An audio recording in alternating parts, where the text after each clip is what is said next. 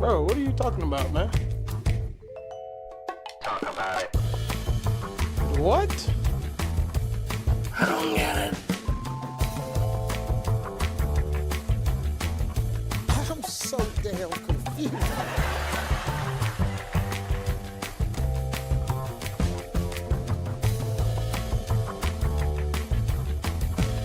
What's this? Talk about it. What is going on here? What's this? Talk about it. Wait a minute. I get it. Just do it.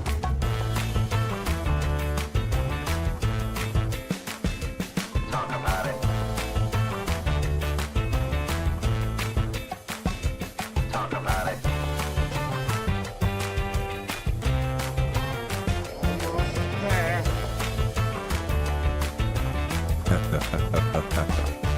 It's that time again. Time to hit those Zoom links and hit those spaces. Talk about it. Time to get your butt in the box and join the conversation. Talk about it. About what? You decide. Right here. Only on Talk About It. Well, duh.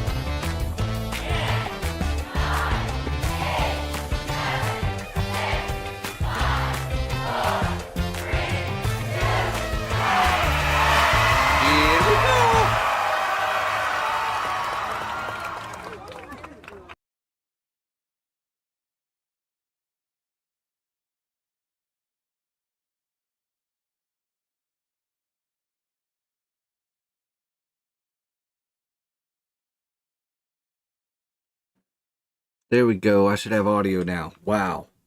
Man, I hope this doesn't turn into a shit show today with nothing working. That's going to piss me off if that ends up being the issue. But okay, here we are. We're back, guys. I'm sorry that it took me so long to get on here. I know I usually stream on Friday nights. Last week was a shit show of a week, and then I had a busy-ass day yesterday. But then, you know, I ended up putting together this whole show for today with the whole intentions of getting up first thing in the morning, put some final touches on, and then do a stream starting at noon. But I woke up with a massive, major headache this morning that I just could not seem to get to subside. Finally, I got it to subside, so now here I am. I'm ready to get this ball on the road. But of course, as I put my show together for yesterday, we have all this freaking crazy news shit that's breaking all over the place, and now I'm having to make some crazy adjustments, and because I got to cover those things. Man, this week's news cycle has been insane. We're gonna dive into a lot of that, but look, first, do me a favor. What I need you to do, make sure that you hit those like and follow buttons if you haven't done so already. Make sure you hit those because those really help me out.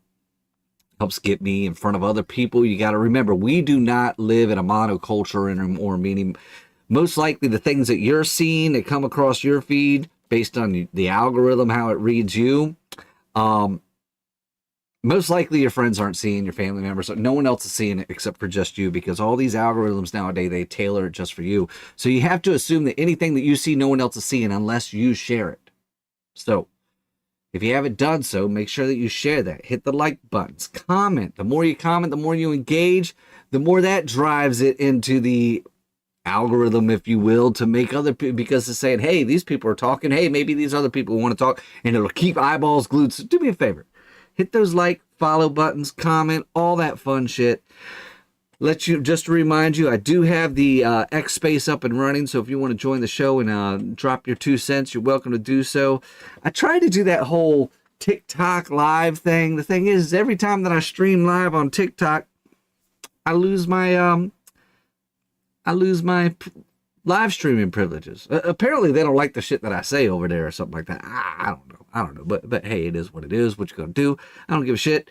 I'm just here to go ahead and speak truth to everybody out there and give you my opinions on all that fun shit. And we've just got so much shit to get into, and I'm just kind of delaying just for a moment because I'm telling you, once we get started, this is gonna be a long one, guys. I'm just gonna be straightforward. This is gonna be a long one. There's just too much to get into. I'm not gonna be. Normally I stream for like hour and a half, maybe 2 hours.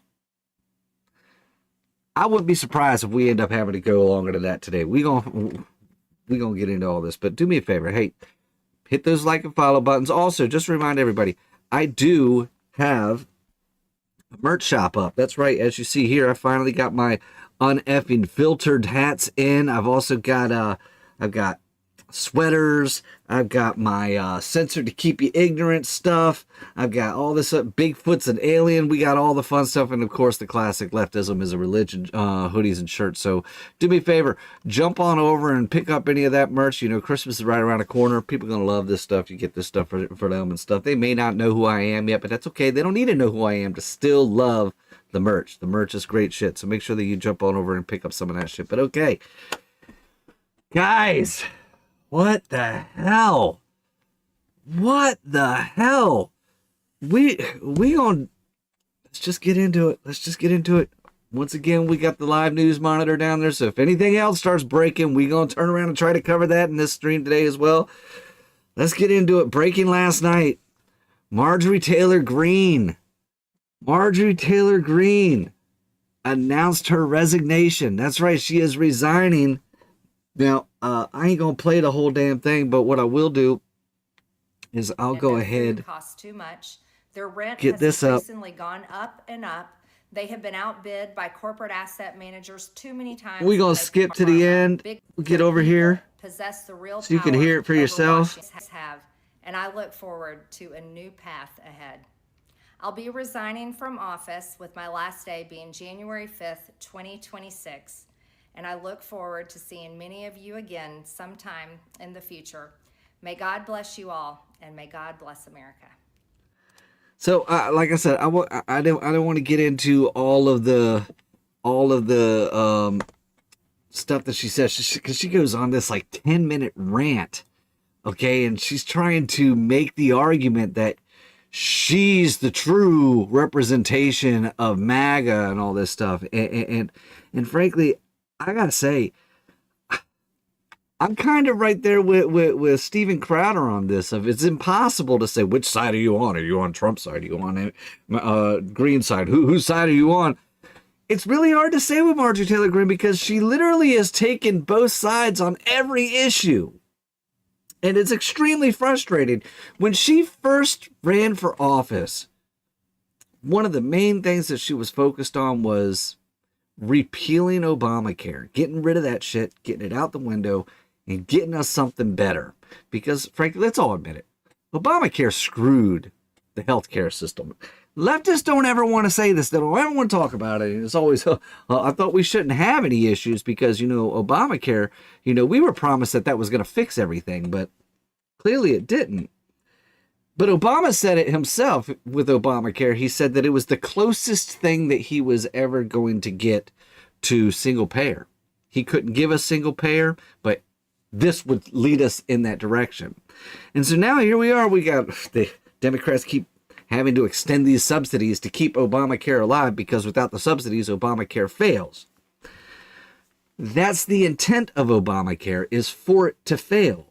And it's supposed to go so long that so many people become dependent upon it that when it does ultimately fail, America has no choice but to switch to single payer, which is going to screw us over. But they can't allow it to fail before America is willing to switch to single payer. And that's why they keep extending those subsidies. But on the right, if we want Obamacare to truly fail, so that way we can truly get back to having some affordable health care prior to Obamacare, then we need to continue to stop these subsidies and not allow them to go through, so that way it does fail tremendously. But that's also why Democrats don't set these longer periods of time either, because they want to be able to keep that where they have to keep continuously and keep health care at the forefront, because that's the only thing they seem to have any type of lead on, positive coverage on. Reality is, though, they gotta go. They gotta go. Looks like my space just crashed, so give me a second. Let me get this thing back up and running so that way we can keep talking here. Let's hit that, and then that. I don't know why Spaces always does that shit for me, but it doesn't do it for anyone else. I'll tell you why. I know why. It's because I run it from the computer. And when I run it from the computer, it don't work the same way. Let us. Okay, hold on here. Yep, there we go. Okay, got it. All right, that should have things running again. But yeah. So that's why we got to let Obamacare fail. And Marjorie Taylor Greene, in the beginning, when she originally ran for office, that was one of her primary focuses, was letting Obamacare fail, getting rid of it, repealing it, getting that shit out, so that way we could have something good. And that's why everybody loved her. But now that her kids are dependent upon Obamacare, oh, now she doesn't want to. She doesn't want to abolish that Obamacare anymore. No. She was fighting for us to extend those subsidies. That's what she just did over these past few weeks. And she raves about it and pretends like, oh, she was fighting to keep people's health care. No. Your kids are dependent upon it now. All right? Because you didn't steer your kids in the right direction.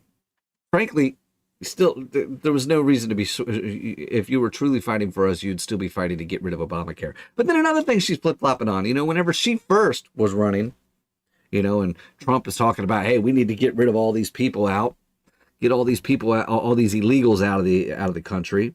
She actually railed against that because her construction company depended upon illegal aliens as employees.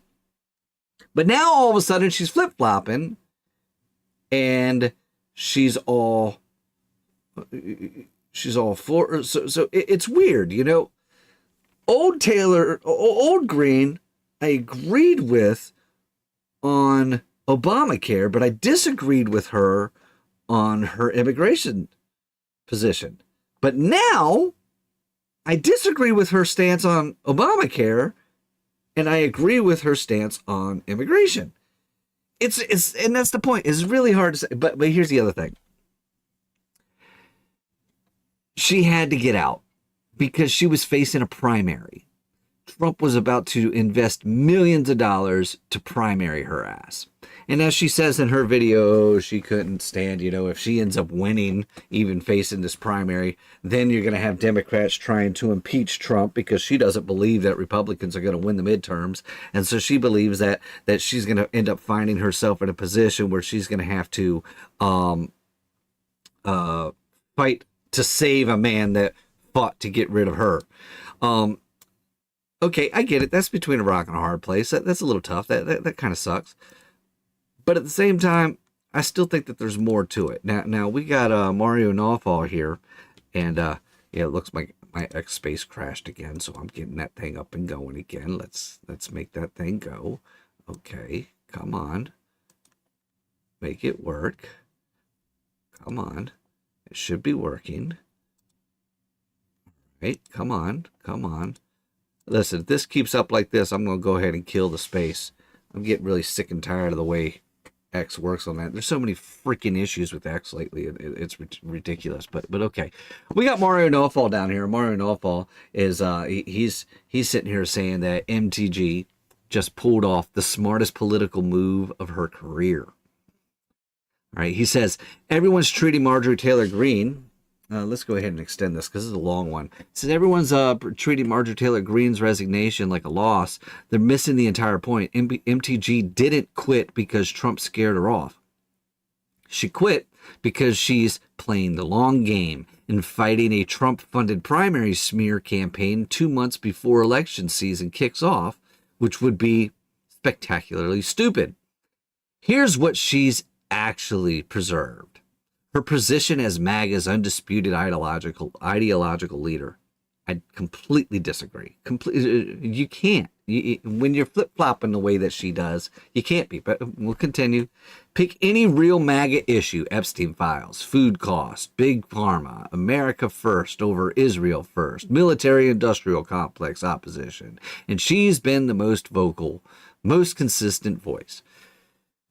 You're leaving out all the shit she's been flip-flopping on, dude. Okay? That's a track record you don't touch in a petty primary fight. Trump called her a traitor for disagreeing on few issues. I mean, listen, I don't believe that you should just blindly support a politician. And yes, Trump is officially a politician. I know we got people out there that say, oh, he's not a politician. He's a politician. He's been a politician now for 10 years. Accept it. He's been in the game. He knows how it works. Okay. But you shouldn't just blind loyalty. I'm all for that. But okay. Yeah, you can push back on some things. So, yeah, I disagree with Trump calling her a traitor, but he did. Okay. Her response?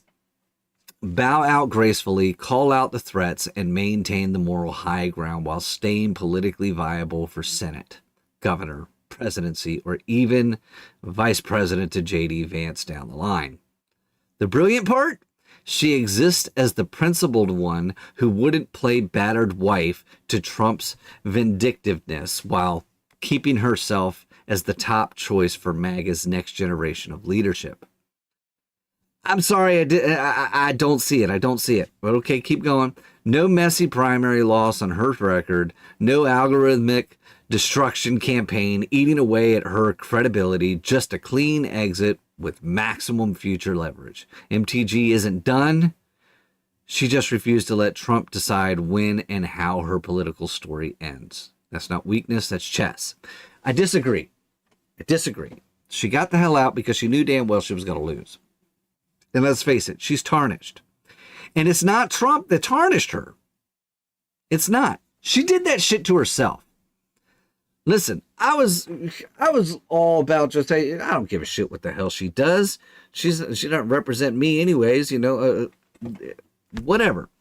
She's good in some aspects, she's bad in others, but she's just a politician that takes both sides on everything. Can't trust her for shit. Just like you can't trust any politician. However, she completely lost me, and I threw her out the window whenever she went on CNN just this past week. And she effectively, she apologized for her rhetoric. In fact, let me go ahead and see if I can pull that up here. Let me see if I can find that. Let's see. I want to MTG on CNN.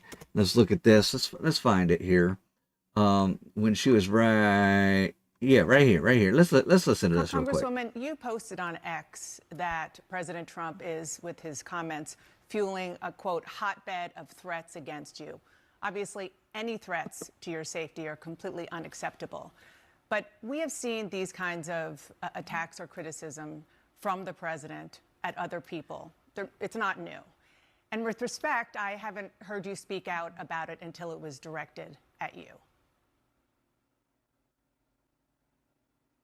Dana, I think that's fair criticism, and I would like to say humbly, I'm sorry for taking part in the toxic politics. It's very bad for our country, and it's been something I've thought about a lot, especially since Charlie Kirk was assassinated, is that I'm only responsible for myself and my own words and actions, and I am committed, and I've been working on this a lot lately, to put down the knives in politics. I really just want to see people be kind to one another, and we need to figure out a new path forward that is focused on the American people, because as Americans, no matter what side of the aisle we're on, we have far more in common than we have differences. Yeah. And we need to be able to respect each other with our disagreements. So just to put a button on this, you regret the things that you have said and posted in the past, the Facebook post that was taken down of you in 2020 holding a gun alongside the squad, encouraging people to go on the offense against the socialists, liking a tweet of somebody calling for the execution of Nancy Pelosi and former President Obama, just examples? Well, Dana, as you know, and many people know, I addressed that back in 2021. And of course. And that's the point. That's the point. So yeah, here she is. She's apologizing for her behavior and her rhetoric and all that shit. And we all know you don't apologize to these assholes because they don't let the shit go. They don't. No matter how much you apologize, they're still going to pretend like you never did. and they're going to throw it back in your face. And at the same time, they're just going to double down and continue. If you apologize and you show that weakness, from that point, they beat you with that shit and force you to grovel. And that's exactly what just happened here. She apologizes for her rhetoric. And then what happens? She's forced to grovel. All these examples. So you're apologizing for this and this and this and this. Just a reminder of all the great evil shit that we didn't like that you said. You're apologizing for it. And I guarantee you she'll be asked to apologize again and again and again and again and again. And I'm sorry, what you did with this right here caused me to completely lose all respect for you, because what you just flat out did to all of us on the right was you tried to take our legs out from under us. You effectively tried to accept blame for the left getting violent, saying that, oh, us on the right, we're saying this shit and we're the ones that drove them to violence. Bullshit. They were violent to begin with. Our reactions have been merely reactions to them. They've been the violent ones since the get-go. They've driven us to say the things that we say. Their faults, not ours. No apologies whatsoever. They're the ones that need to be apologizing. But you turn around and do this shit right after you make your appearance on The View. And see, that's where I'm going to sit here and say, I'm seeing people out here saying that, oh, she's going to run for governor. She's going to run for president. We just got Mario Nawfal right there saying positioned herself for the Senate or the vice presidency. No. She ain't getting any of that shit. None of it. I'm going to tell you where the fuck she's going to go. She's going to take her ass right to The View. How do we know that? Because The View has recently posted a position available for a new cast member. Yeah.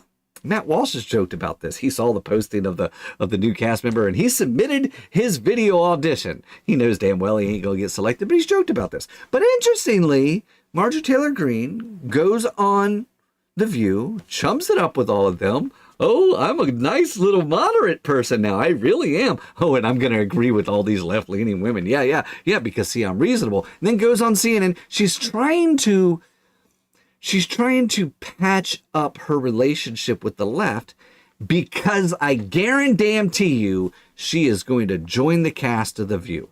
Watch. Mark my words.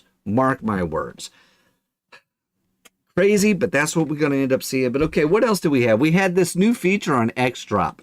Loved it. The issue is, it's interesting. It drops. It's a really cool feature. It's allowing us to see the countries of origin that a lot of these prominent accounts are coming from. Okay. Matt Walsh, he posted, this Israel exposed thing, commented on a post that Matt Walsh had done. Matt Walsh had shared Jake Shields' post, and he in his share he posted, Muslims have been killing Christians for 1,400 years. And then this Israel exposed account that has hundreds of thousands of followers. Let's see. We've got 181,000 followers is what this account has. Post, this is some Zionist propaganda. Israel is the problem. And then that's when you gotta love it. Matt Walsh kicks in there, says, I'm already loving the new feature, because you're able to see that this Israel exposed account with 181,000 followers is an account based in Saudi Arabia. I wonder why they hate Israel so much. And those aren't the only things that are being exposed. We have this account here, Republicans Against Trump. Republicans Against Trump is an account that was based out of Australia. That's right. It was, the date joined was January 2020 in Australia. Or not Australia, Austria. Correction, Austria. They're not even fucking Americans. Stay the hell out of our politics. None of your goddamn business. Y'all tell us all the time, us Americans, stay the hell out of y'all's shit. So stay the hell out of our shit. Period. But then one of the funniest ones is this Alex Cole dude. He likes to pretend that he's from Los Angeles. That's what he likes to do. He likes to claim that, he voted for Biden and Harris and all that shit. He's from Canada. Yeah. Whenever he established this account back in 2019, he established it in the Bahamas, and he lives in Canada. Yeah, that's where he is. But what's even funnier, I'm loving this. I found this. This broke. All right. Apparently, Alex Cole. Hold on. I'm going to continue in a second. My stupid space dropped on me again. Let me make that get going again. Come on.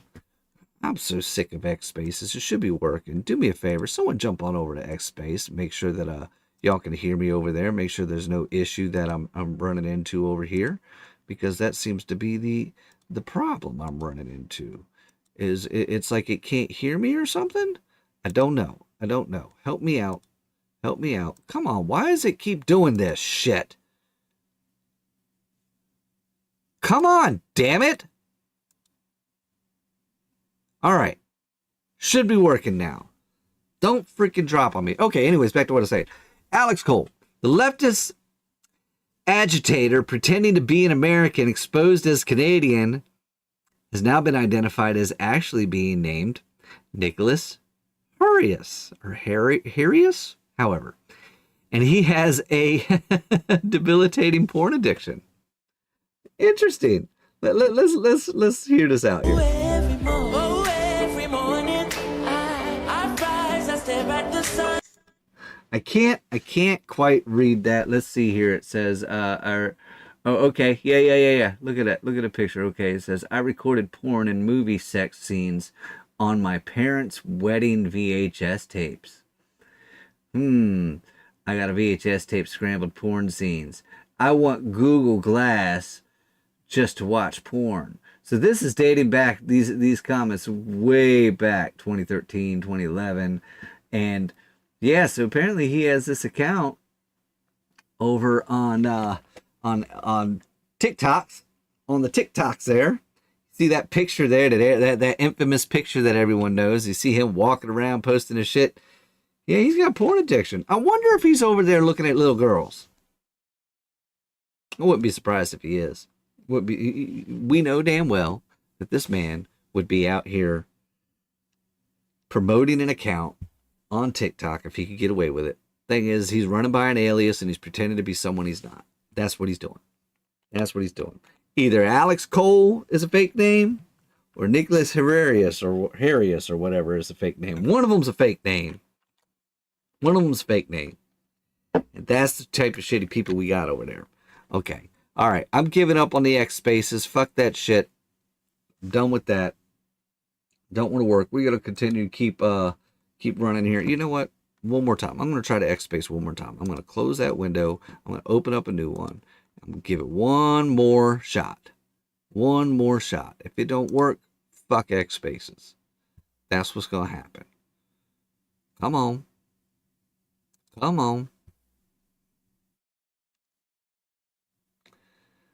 Why is my shit lagging?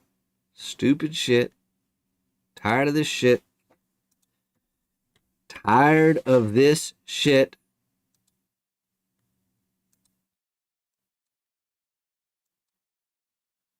All right. Last time. If it crashes this time, fuck it. No one gets to have any comments. It's just going to be me today. All right. So that's been the fun news that we had there. We have all this shit breaking on there. But now, here's some other interesting shit that I'm loving. We have this breaking news. Trump, he announced this yesterday. He's terminating the temporary protected status for all Somalis in Minnesota. He posted over on True Social, Minnesota, under Governor Walz, is a hub of fraudulent money laundering activity. I am, as President of the United States, hereby terminating, effective immediately, the temporary protected status for Somalis in Minnesota. Somali gangs are terrorizing the people of the great state, and billions of dollars are missing. Send them back to where they came from. It's over, President DJT. No. Anybody that don't know what's going on, there has been a lot of fraud happening over there in Minnesota with these Somalis. Okay, you got it with the Medicaid, you got it with the SNAP, you got it with all that different shit. They are exploiting the fuck out of it. It has virtually the amount of money that that these Somalis have been receiving in these benefits over the past few years. They've been virtually doubling every single year. And what they're doing is they're exploiting the system, and then they're sending money and goods back to Somalia. Now, we all remember Ilhan Omar, in one of her stump speeches, sitting there saying, oh, she's Somali first. She's always going to be Somali first. She's always going to put Somalia before everything else. And she's working in this, in politics, in Congress and everything, in an effort to improve Somalia. Now, she's here on a protected status. Time to go, bitch. Time to go. Get her ass out. Out. Now, that was another thing. We had, was it Nikki Haley's son was on Tucker Carlson this week, and his shit was going viral because he was pointing out that, you know, we shouldn't be allowing anyone that isn't, you know, a natural born American citizen run in, you know, hold any type of elected office.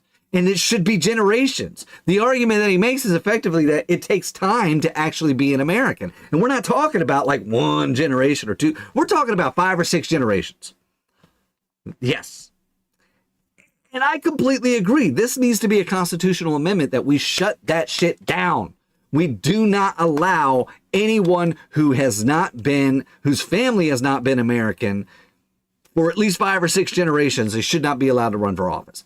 Period. We have this restriction with the presidency. We need to have it with all offices, because we should not be having anybody that comes over here and they have a kid, they drop this kid and then they're raising them in America because, hey, now they are an American citizen. But then in the meantime, they're brainwashing them to hate America, and they are effectively trying to, you know, groom them and create the Manchurian candidate, if you will. So that way that person could get into politics and screw America, which is effectively what we've been seeing with a lot of these third world nations. And what they've been doing is infiltrating our politics to destroy America and improve the countries they're actually loyal to.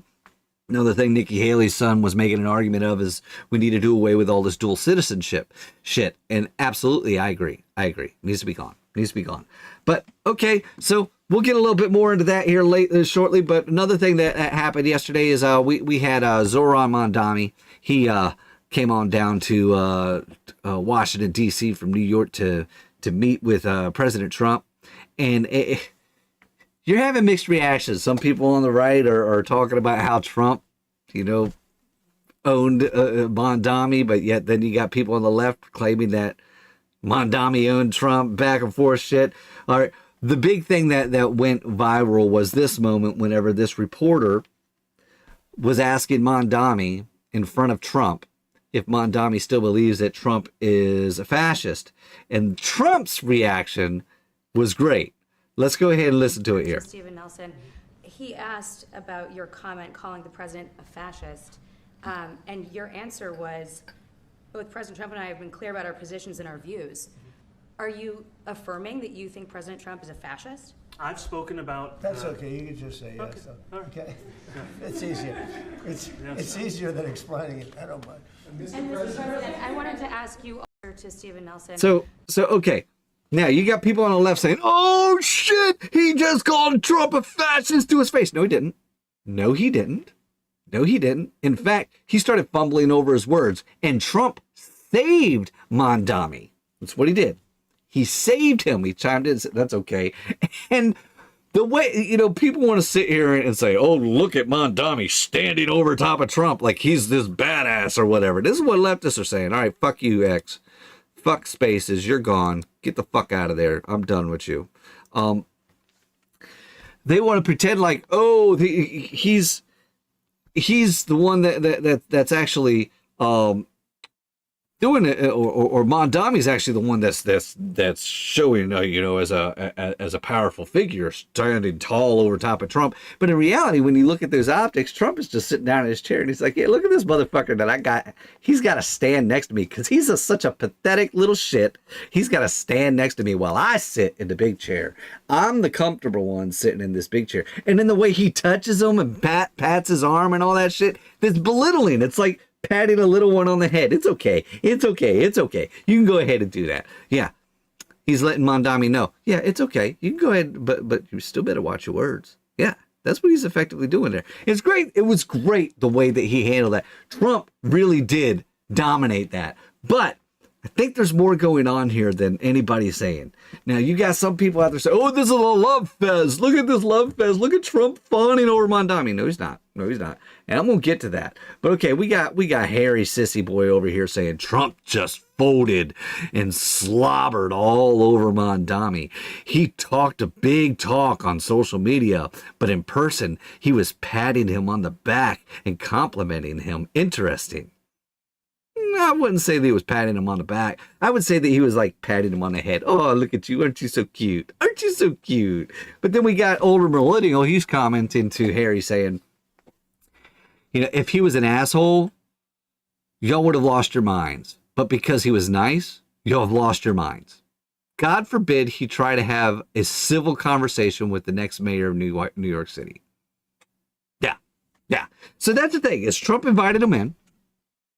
Effectively, it was this whole, "Hey, look, yeah, I can be nice.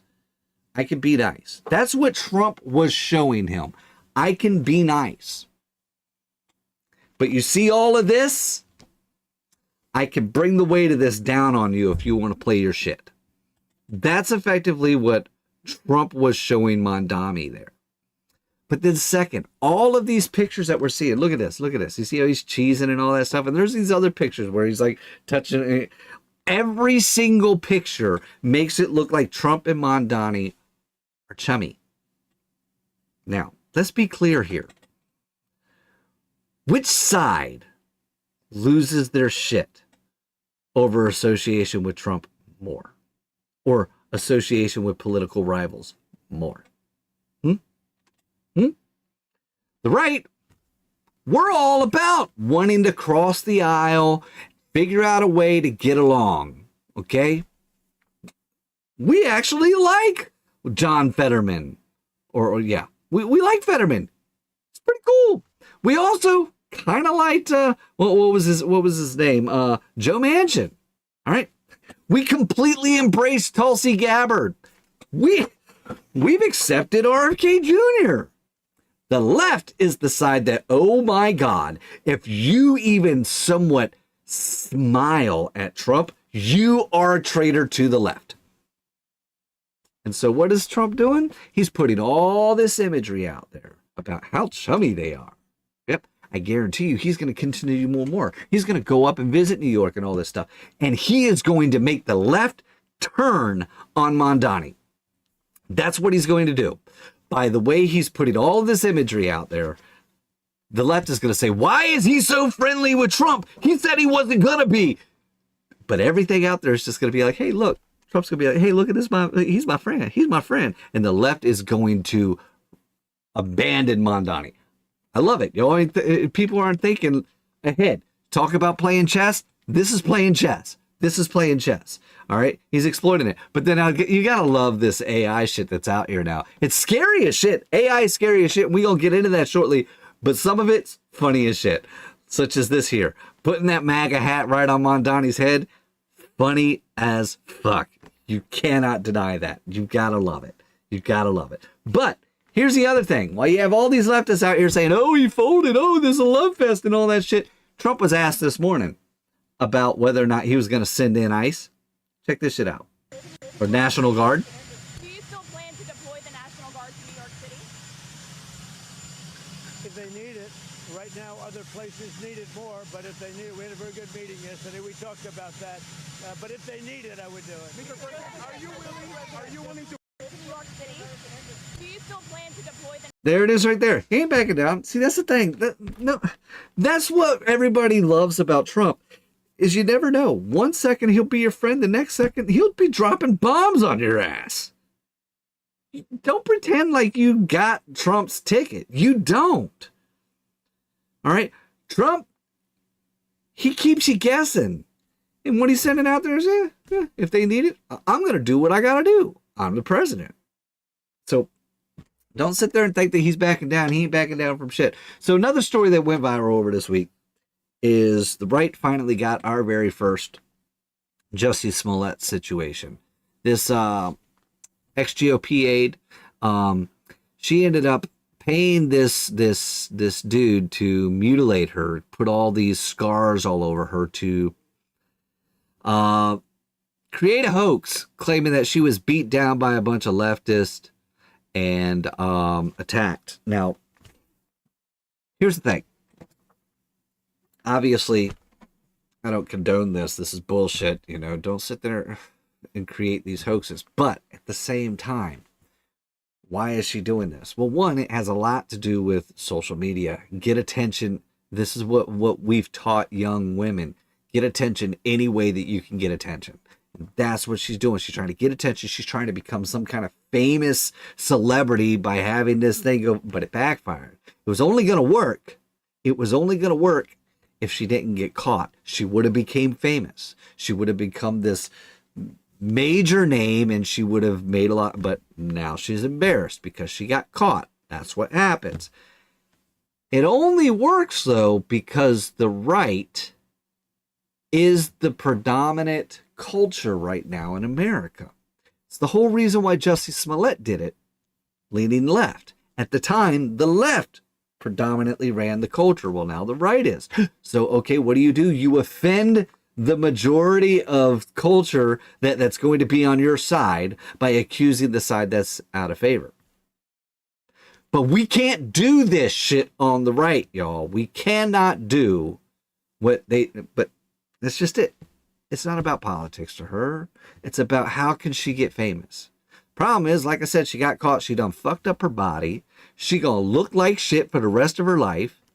That's it. I'm gonna tell you right now, any plastic surgeon out there better flat out refuse to correct any of these scars that she paid to have put on herself. Okay? They need to refuse to correct it. She needs to be forced to wear this for the rest of her life, so that way she can't hide what she did. Okay? We have to continue to shame people and shit like that. But okay.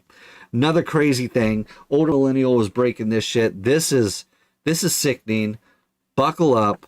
Let's go ahead and pop this up here so that way we can play The this. fact that this is even a thing tells me we've lost all sense of morality. And I promise you're going to get more disgusted as I describe this platform to you. So what is Brand Army? Well, it's basically a spicy site for kids. And like I said, I promise you it gets more disgusting. So on that other spicy site, you have to be at least 18 years old to post. On Brand Army, you can post as young as 13. Oh, and they have rules regarding explicit content. That rule being that if you're going to post an explicit photo or an explicit video, you have to post 2 more after that aren't. So people as young as 13 can post that stuff as long as the next 2 posts are fully clothed. And it gets worse. They make money on this platform by people subscribing to them. But to be able to subscribe to somebody who could be as young as 13, you have to be at least 18. Anybody throwing up in their mouth yet? Like, just think about that for a second. You can post explicit content on here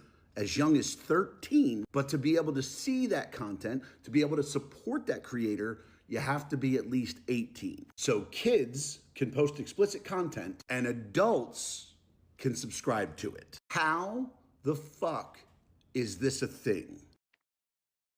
It's pretty gross. It is pretty freaking gross. Okay, so you got to think about this here. He says as young as 13. Wrong. How are you verifying that they're 13? 13-year-olds don't have ID cards. Just saying, they don't. Y'all remember all these websites, whatever social media sites, like MySpace, like whenever Facebook first came out, you had to be 18. When Facebook first came out, you had to be a college student, for crying out loud. You had to have a college address, a college email address in order to sign up. You had to be at least 18. And then there was that whole fight about, should we let children join social media? You had children lying about their age, pretending to be 18 to join social media. Now you got sites like this that say, hey, okay, we'll let children as young as 13. Okay, how are you verifying? We're going to have children as young as 10 pretending to be 13? Yeah. Yes, you will. Yes, you will. So, no, not 13. But sure enough, what do you got? Yeah, they're able to make money off of this shit when they're posting this explicit shit that they shouldn't be posting. But the only people that are allowed to subscribe to it are adults with credit cards. This is encouraging pedophilia. This is freaking disgusting. Older millennials absolutely right. How the fuck is this allowed? This has to be stopped immediately. We got to do something about it. We got to do something about it. We cannot continue to allow this to be a thing. We can't. We have to stop this now. We have to. Okay. I've got some other things that I'm wanting to get in here too. I've kind of ran off track here. There were some other things that I had to cover here. Let me get back to that. Here it was. Here it is. Yeah, that was what I had. So now I wanted to get into the top story that I put together for today's episode. So this is going to be crazy. Let me go ahead and hit a stinger here. I know I've just covered all this other shit. Here we are. We're an hour in, 48 minutes in. I've covered a bunch of shit, and I haven't even gotten to the top story that I put together yesterday yet, because all this other crazy shit broke between me putting the shit together yesterday and today. Yeah. So, all right, here we go. It's not really the top story anymore. It's just going to be the story, but we're going to play the stinger anyways. Let's do it. Top story. All right, here we go. We're back. I played a stinger. That was fun. Okay, top story. So I've already covered this here with the Minnesota thing happening. This is amazing because there's so many implications on this. The Somalis in Minnesota aren't the only ones that are perpetrating this fraud on America. Okay. As I mentioned earlier, we're going to get into some of this other stuff. Some of the other stuff that we're dealing with the Muslim takeover of America. And this is absolutely crazy of what we're seeing here. I'm going to close this because I've got some videos that I want to show you guys. So we had this guy, apparently some prominent January 6er guy. I don't know much about him. I've seen some people say, oh, he's an admitted white supremacist and all this stuff. And listen, I don't know anything about it. However, what I do know is the videos that I'm seeing, this is appalling. We got to do something about it. But we're going to go ahead and start with this one here. Let's take a look. Oh, that's not it. What happened here? Oh, I know what happened. All of my things are messed up. Let me tell you what, real quick. I'm going to take a break. That's what I'm going to do. I'm going to take a break and I'm going to fix all. And then from that point, we're going to come back and actually do this top story.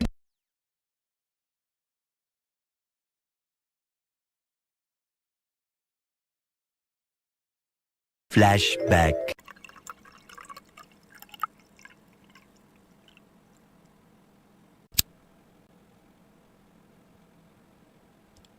So check this thing out, man. It's got the Gaston flag. It's got all them bottle caps all around. This thing looks like a real freaking beer, but it's a candle. So the other day I get this message from Kim over at Candle Envy, right? She says that she loves the show and she wants to make me a custom candle to help support it. So obviously my interest is piqued and I go ahead and get on the phone with her. You know, I got to feel her out. I got to make sure that her values align with mine. I don't want to be endorsing any company that's promoting values that I don't agree with. So we get to talking, and come to find out, she pretty much follows all the same conservative commentators I follow, and she is extremely informed on all the issues that are going on in our country right now. And she's just as concerned as we are as to what's going on in this country, and she's just trying to do whatever she can to help. Now, she's kept pretty busy in her off time taking care of her retired Army vet dad, which I won't hold against her being prior Navy myself, but still, even with all of that on her plate, she's still able to turn things out like this in a matter of days. And they're refillable. She makes these little inserts here, so that way when you run out of what you burned up inside, you just go ahead and plop one of these in there, and you just keep using your candle like it never ended. And by chance, if you forget to order refills, they fit tea lights as well. So guys, if your lady's been bugging you to add more candles around the house, just imagine her delight if she found candles like this all over the place. And ladies, talk about a sneaky way to sneak some candles into your man's environment. Nah, I'm just kidding. She doesn't only make candles that look like this. She also gets into really cool, unique designs like this as well. Check this out.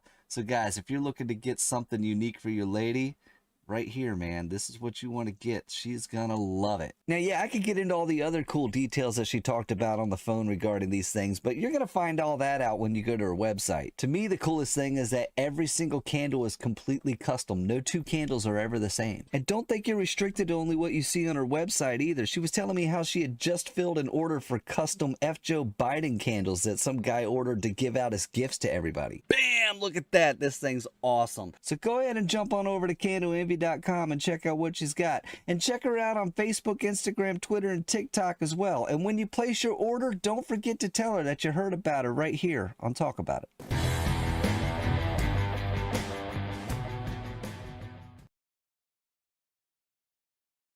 All right, we back. I got these fixed. So, okay, we had this guy.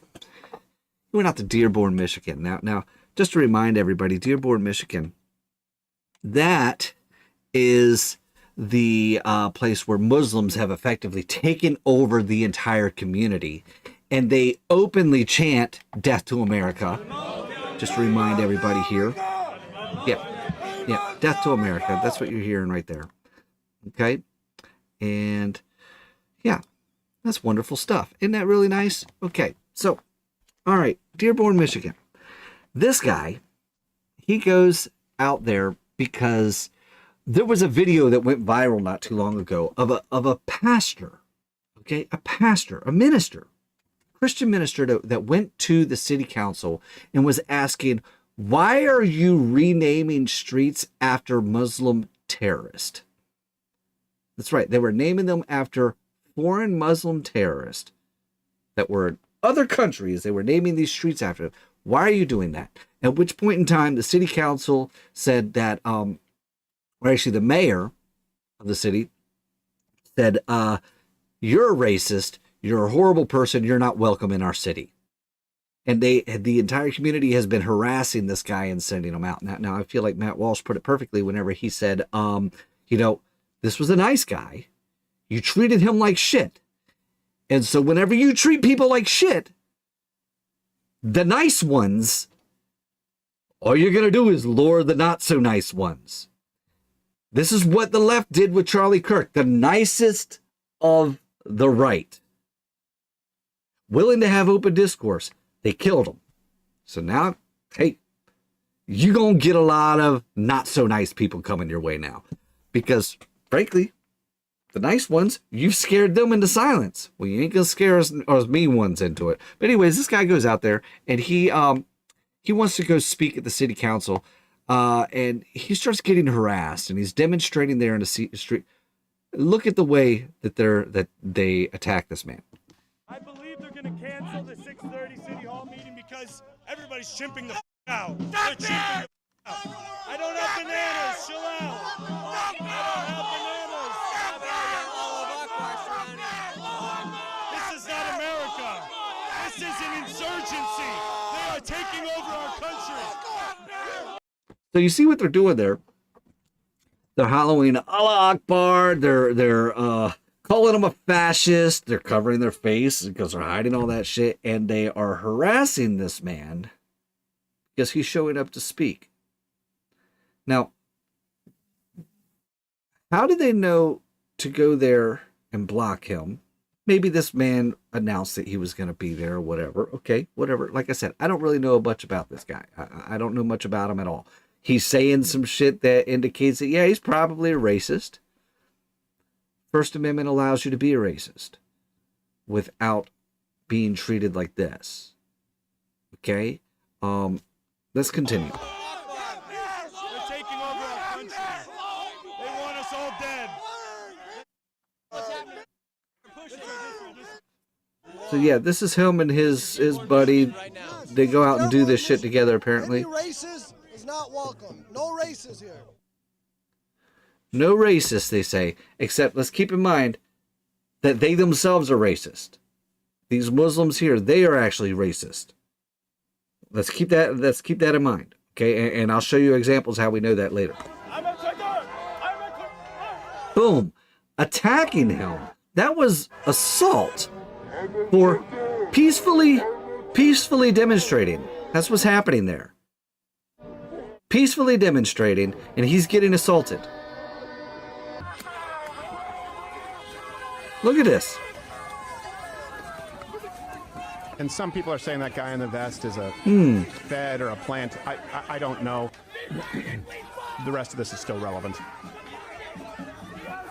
I mean, look at this shit. So yeah, he's holding up some bacon there. Now apparently he was going and he was slapping the Quran with bacon and all that stuff. He should be allowed to do that. He shouldn't suffer violent consequences for doing that. Okay? People can be upset about that if they want to, but they don't have a right to attack him or assault him on that. Let's go ahead and keep watching. Okay. All right. So this man, he's there, he's doing these demonstrations, but then he goes and he speaks at the city council meeting. Let's listen to what he has to say here. You've probably already seen this go viral. Show me the lie. We have to call it what it is. You guys don't live like we do. We don't want you in our country. We will come and eat your shawarma in Somalia, okay? We don't need it here in Michigan. We don't need it in any part of America.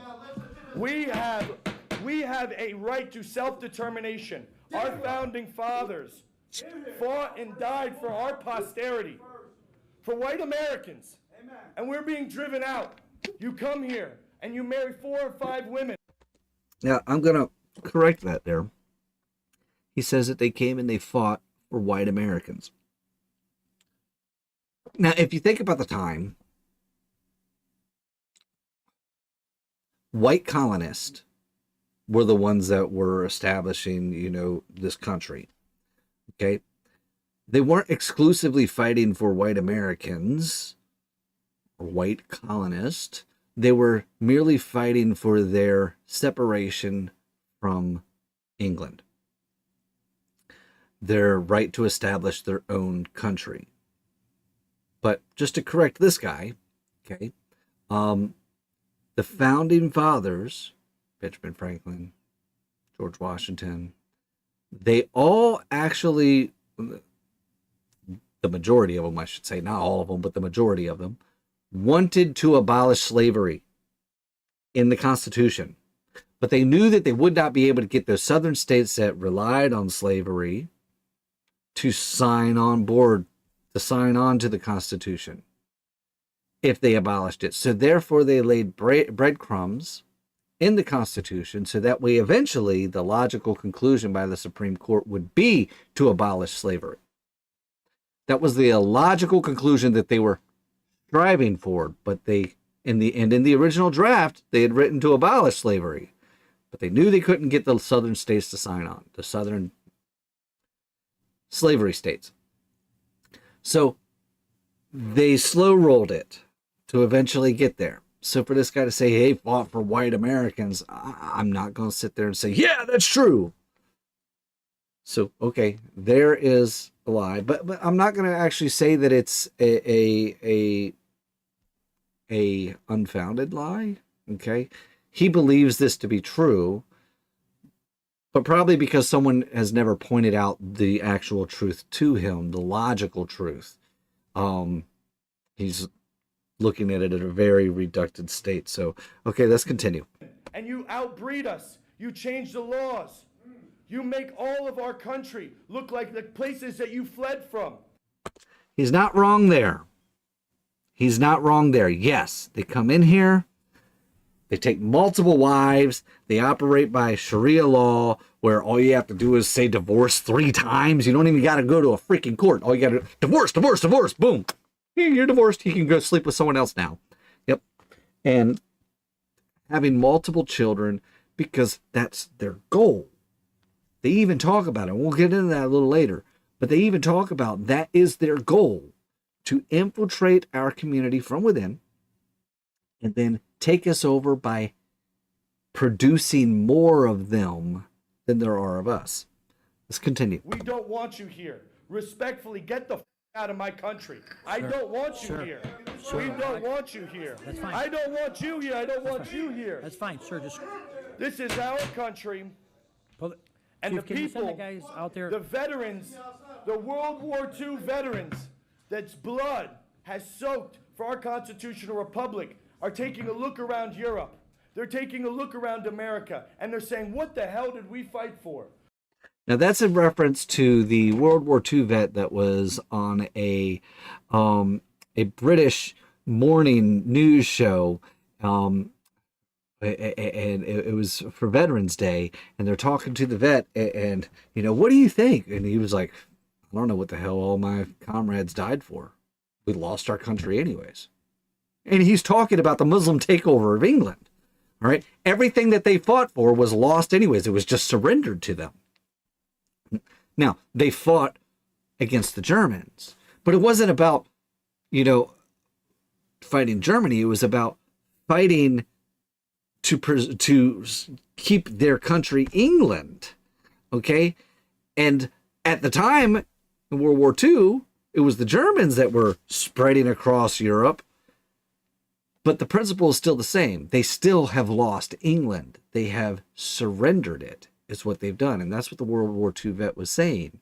Felt like all these people died for nothing.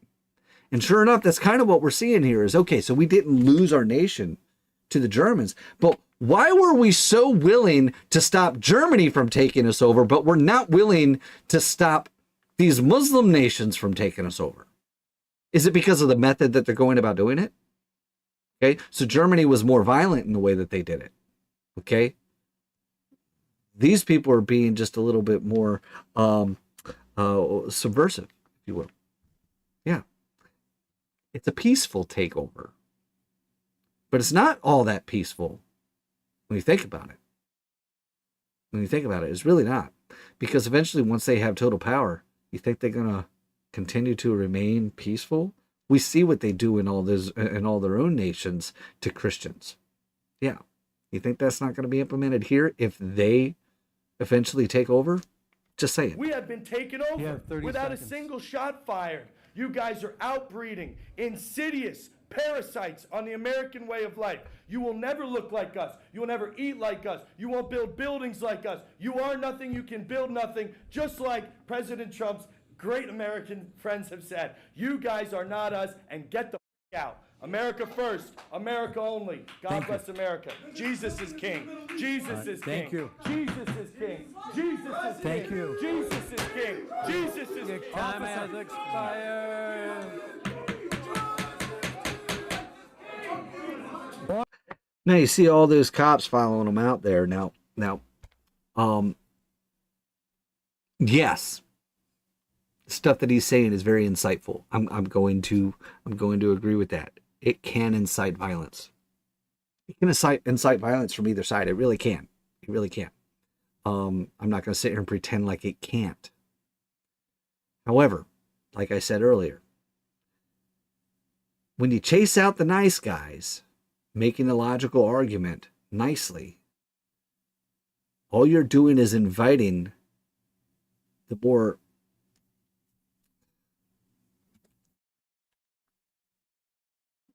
the less nice guys, I should say. Okay. That's what you're inviting. Okay. So they brought it upon themselves the way they treated the other guy, the pastor there. But okay. Like I said, he had his friend, his partner in this whole endeavor that they do. He was there as well, and he's out there in the streets. And this is what happened to him. Why is he not welcome on a public sidewalk? Get the camera out of my face. Get that camera out of my face, or I'll take it from you, okay? Now, why they always got to hide their faces? Oh, don't you dare let ICE hide your faces. Why they always got to hide their faces? Well, see, the reason they're hiding their faces, and they say, oh, because we got to protect our identities. Why do you got to protect your identity? Well, because we'll be in danger if we don't. They're giving away the game. That's why they want ICE agents to be forced to reveal themselves and not hide their identities. So that way the drug cartels can continue to issue hits out on them and all that shit. Meanwhile, they want the right to continue to conceal their identities as they commit acts of assault, like we're seeing in this video.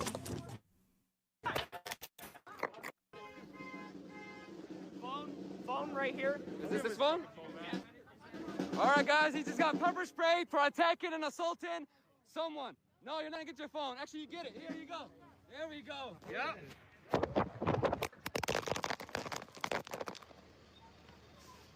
Now, this is where it gets interesting.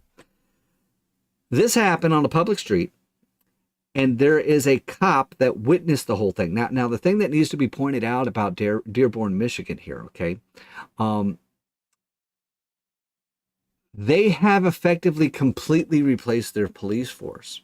It wasn't that long ago that only approximately like 10% of their police force was Muslim. Now it's like 60% of their police force is Muslim. And like this guy says, they effectively treat them like second-class citizens now. They treat non-Muslims as second-class citizens.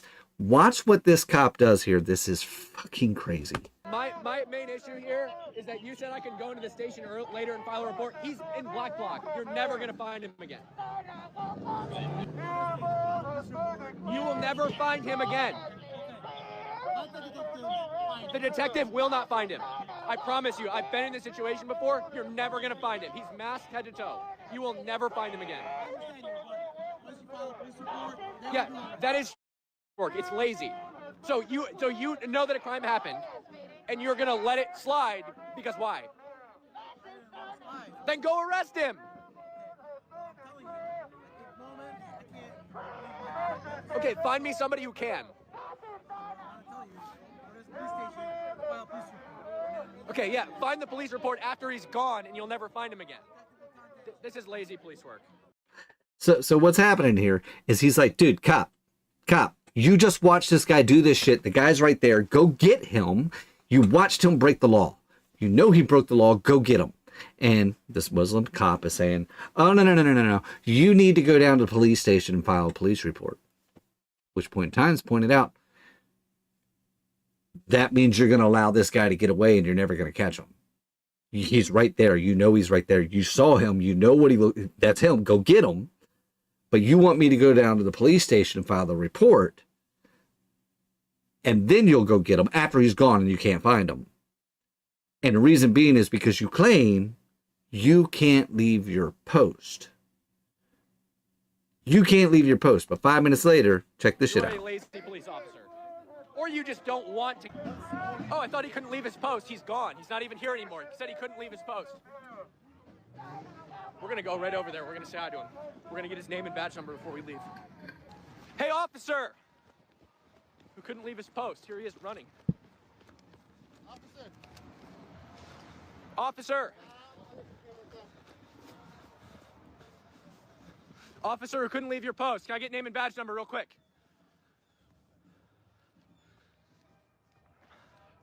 Officer, you said you couldn't leave your post a second ago. That was a lie. Can I get your name and badge number before I leave?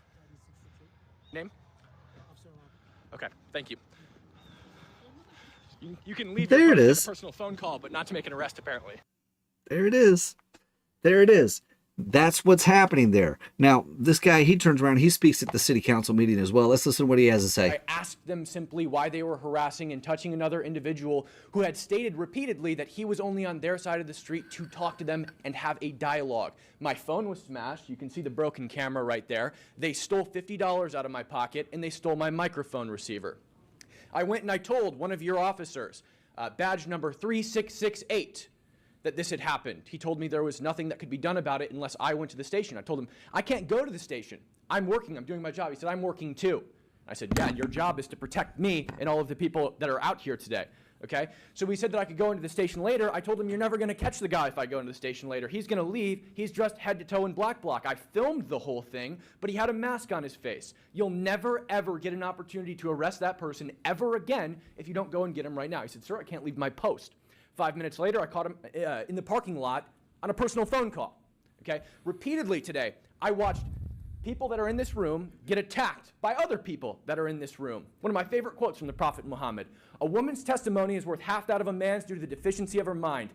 God created two sexes, one superior and one inferior. That's why your women wear hijabs, because they're inferior to men. That's why in most Muslim countries they can't leave their homes without permission of a male guardian. Is my time up? You have 30 You seconds. had 30 seconds. Oh, 30 seconds. Yeah, Okay, great. Go ahead.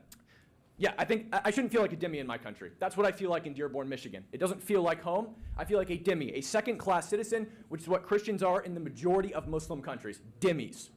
Second-class citizens. In the policing in this city, that's exactly what happens. And I know rank-and-file officers in pretty much every city usually want to take care of these problems. You're the one giving the orders, Mr. Mayor. These guys definitely want to do something about them. They're business. Look at them. These guys are all business. Your orders. I'm done. Thank you. Thank you. Okay. So they go there, they speak at the city council, they end up with a bunch of shit that happens there, and let's see, I gotta see which clip it is, because I got another clip and I can't remember what clip it is. So let me take a look here. Bear with me 1 second. Oh, geez, come on. See, this is what happens whenever you try to run your own show. You tend to lose track of what's going on, and you lose track of your. This is why I need to have a producer that can do it for me. That way I don't gotta worry about doing this shit myself. Anyways, there we go. All right, I got it. So these guys, they go ahead and speak at the council meeting there. And obviously they said some shit that really pissed some people off. And then what ends up happening is, I asked them simply why they were... as they're leaving, all right, they're going out to their cars here. They had to have a police escort in order to leave, because you had people that were really pissed off following them, threatening them. This is what's happening, okay? So they're not allowed to go and voice their disagreement. They're not allowed to voice their concern about what's happening there without having these threats at them. And they're being harassed all along the way. But then we ended up getting some left-wing speakers at this council meeting. Let's go ahead and listen to what they were saying, and I'll respond as we go along. It is incredible that individuals who were charged with beating cops with bats are allowed to come to the city and say that they are going to take a holy book and burn it. So I love how this story keeps changing. Okay. Beating cops with bats. Okay. I'm assuming that he's referring to January 6th, whenever you had some J6 protesters that were fighting back against the Capitol Police officers that were using pepper spray and all sorts of other stuff when they were initially being peaceful in their protest. But then as the Capitol Police started using basically violent tactics to try to break the crowd up that was predominantly peaceful at the time, then you ended up getting responses, and you had a bunch of J6 protesters that had their flags that started swinging at the cops with their flagpoles. But now this story has changed, that now the flagpole has miraculously turned into a baseball bat. I guess that people were attaching flags to baseball bats. I'm not sure how they did that. But yeah, so this guy's saying it's amazing that people that beat cops with baseball bats are allowed to come here. Let's keep listening to Jackass. Oh, come on. Why aren't you playing? This is not free speech, and this is not hate speech. This is speech that will initiate violence. That is correct. This will initiate violence. I do agree. I agree. It initiates violence. Same as their speech initiates violence. It can. But why? Why? Is it because y'all have set rules that certain things aren't allowed to be said? Free speech should allow people to be able to say things. Y'all need to be controlling yourselves when y'all hear shit you don't like. But what he's saying here, let's continue listening. I'll get to that here a second. You are coming to come and burn a book that Muslims hold very dear to their heart. But it's just a book. It's just a book. But let's break down what he just said there. He said, you're coming to burn a book that Muslims hold deep to their heart. That's going to initiate violence. So what you're saying is, don't you dare step out of line. You're going to adhere to what our rules are, or we're going to kill you. That's effectively what they're saying. And they're excusing their violence. They're saying that the people that disagree with them are the culprits. Their violence is justified. But don't you dare assault a book. A book. Meanwhile, they'll turn around and burn the Bible in a heartbeat, and they'll say, how dare you have an issue with that? Let's continue, because now we got this masked person having her shit to say. Let's go. I'm part of the group BAM, by any means necessary. BAM. BAM has been identified as an Antifa organization. Just to be clear, by any means necessary Antifa organization. And Antifa has been classified as a terrorist organization. So FBI, DOJ, someone, y'all need to get over here and arrest this person. She is an admitted member of a terrorist organization. And yeah, time to get rid of her. Our full name is the Coalition to Defend Affirmative Action, Integration, Immigrant Rights, and Fight for Equality by any means necessary. And we came today to say that fascists are not welcome in Dearborn. The likes of Hudson and Lang are not welcome in Dearborn. Fascists are not welcome in Dearborn.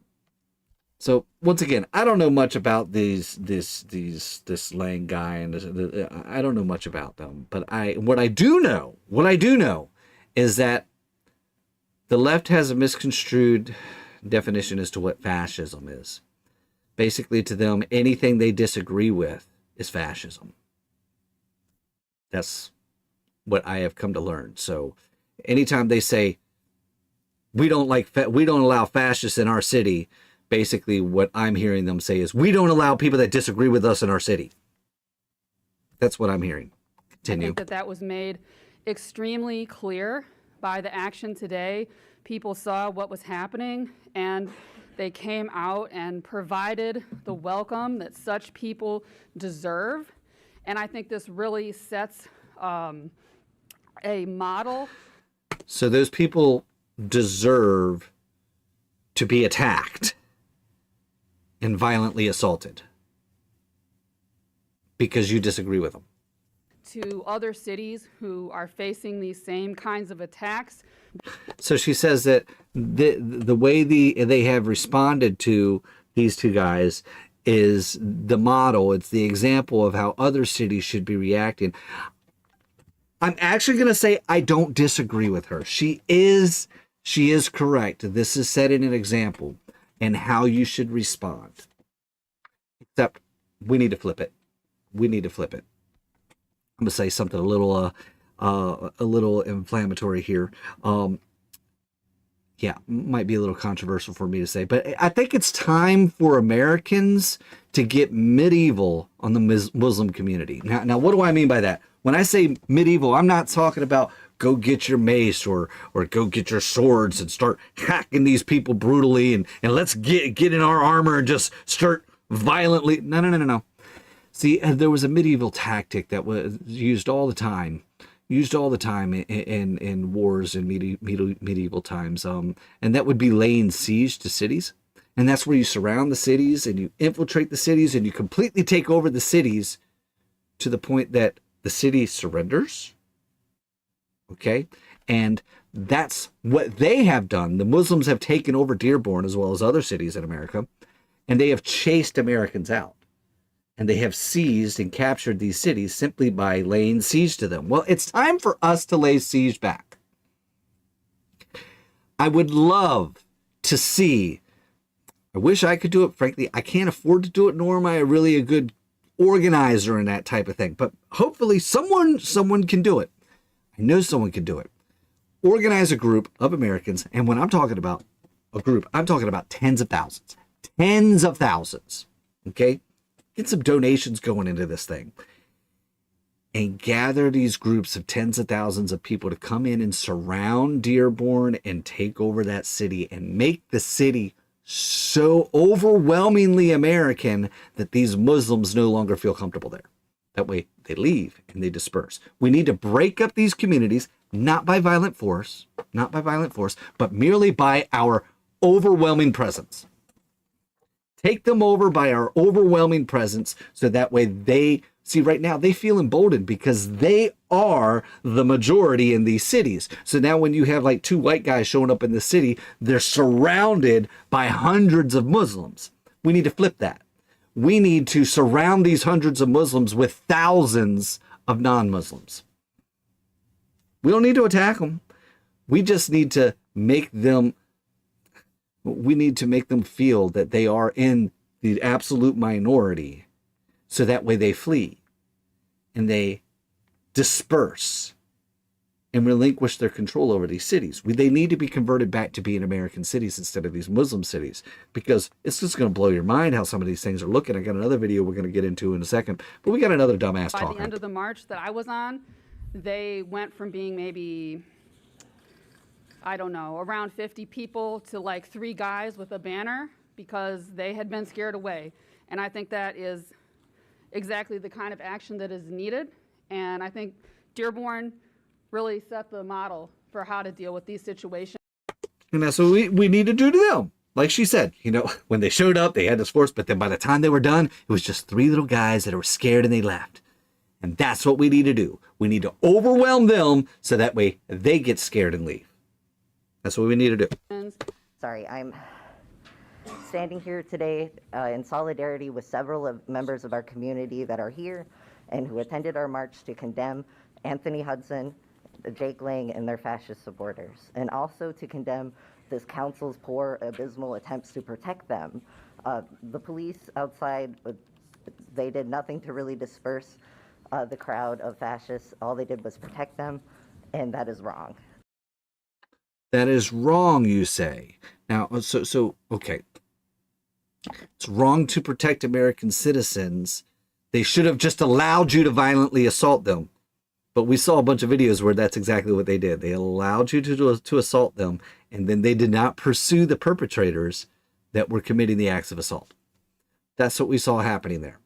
So this bitch is delusional. Totally delusional.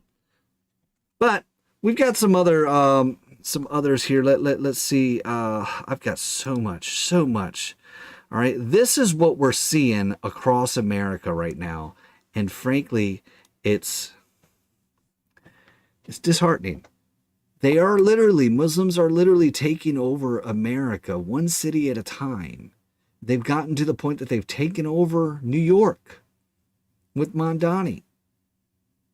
But see, we've been too focused on the national politics that we haven't been paying attention to the local politics. And we've been surrendering our nation city by city by neglecting local politics. Look at this. Here's just some footage. Here's Dearborn, Michigan, with the call to prayer at 5:30 in the freaking morning. Do you imagine being forced to wake up to this shit every damn day? Here it is, Times Square. We shouldn't be seeing this shit in Times Square. This shit should not be going on in Times Square. Welcome to Epic City. Epic City. Look at this shit. A meticulously designed community that brings Islam to all these mosques all over the place, some of the structures. This is in New York after Mamdani won. They're yanking down American flags. This is the guy that fortunately lost his bid for election. But he's Somalia. Fuck America. He don't give a shit about America. Has your mom with the key to the city of Houston. This is them taking over our Will be the cities. chief guest at the opening ceremony That's what they're of the doing. Smiley Center in Houston. This store that you Why are we allowing this? And by you being Muslim, it has haram products here. It has pork, alcohol, and gambling, which is against Islam. So we have this guy going into a store and saying, "Hey, you're not allowed to have this shit here because this shit's against Islam. It's against Sharia law." Yeah. Now we're getting all these people. That's another crazy thing. We got people sitting here claiming that, we on the right were warning that they wanted to implement Sharia law in America. And we were told that's crazy. That's a far right-wing conspiracy theory. Don't believe that lie.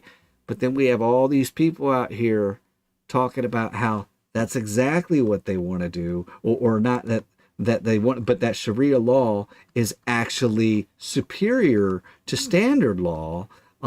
Just an example. Let me. I saved a couple of these here. Let's see. Let me find it. Bear with me. I'm almost there. Here we go. We got this jackass right here. Let's look at it. All right, here we go. Play it. Let's hear dumbass. Let's hear dumbass compare the differences and try to claim that Sharia law is superior. Pop that out for us here. Click that and let's play. If you're an American who hates Islam, I can prove to you that Sharia law would be better for America than our current democracy system.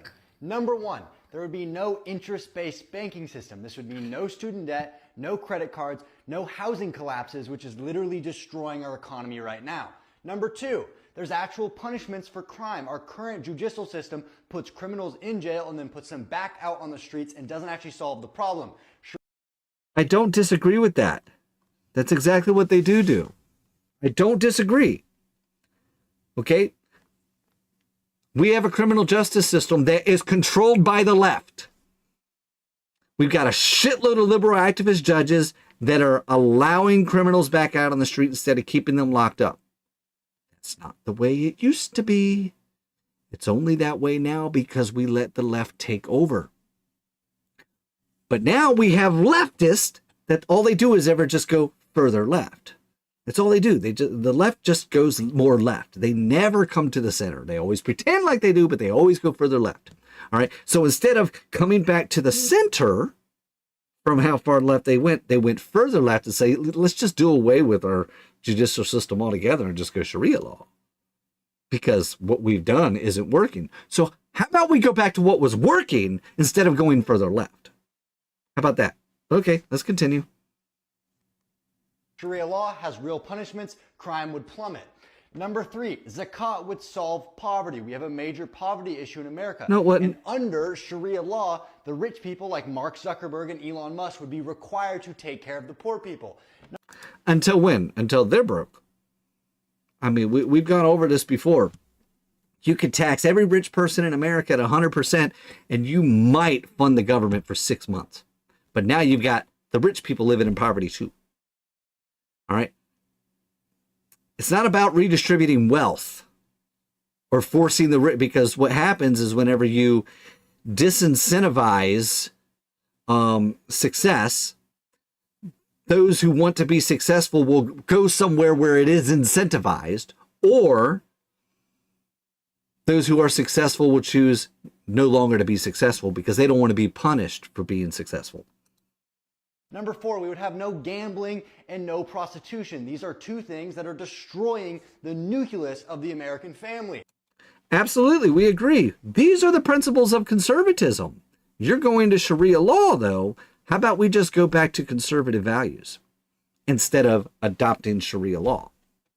Don't get me wrong. There's some things I agree with in Sharia law, such as putting people to death for doing some stupid shit. I feel like we should do those kinds of things. But anyways, continue. Number five, women would finally have rights and be protected. In America, they are used as a marketing. And this is where you have just revealed your stupidity. Okay? All right? Have you seen the Muslim nations that are under Sharia law? Women have rights and are protected. As they're stoned to death, if they forget to cover their hair and face? Really? Interesting. Interesting. Okay. All right. But yeah, that's just one of the things. But no, like I mentioned, we've got these people out here. They're claiming that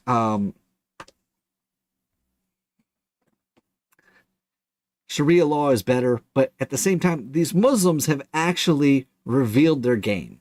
They've revealed their game. And we're going to play this next clip here. This next clip, they're claiming that the Constitution is actually rooted in Islam. I'm not kidding. Take a listen. Founding fathers, and when they put the Constitution together, they got much of the Sharia teaching from the Quran, from Islam. The Sharia itself, again, is a legal dispensation. It comes after the teachings of Jesus, which come after the teachings of Moses, etc. So every prophet was either given a Sharia, a revealed law from God, or they themselves simply followed or reinforced or renewed the Sharia of a previous prophet. So in that sense, when we think of the Sharia, it's a really nothing more than a continuation of what had been taught by previous prophets, right? So it's like to be against the Sharia law itself is to say that to be against God's law. Okay, so I'm going to address this real quick. They claim that, oh, see, there's so many similarities between Sharia law and the Constitution. Yes, there is. There is.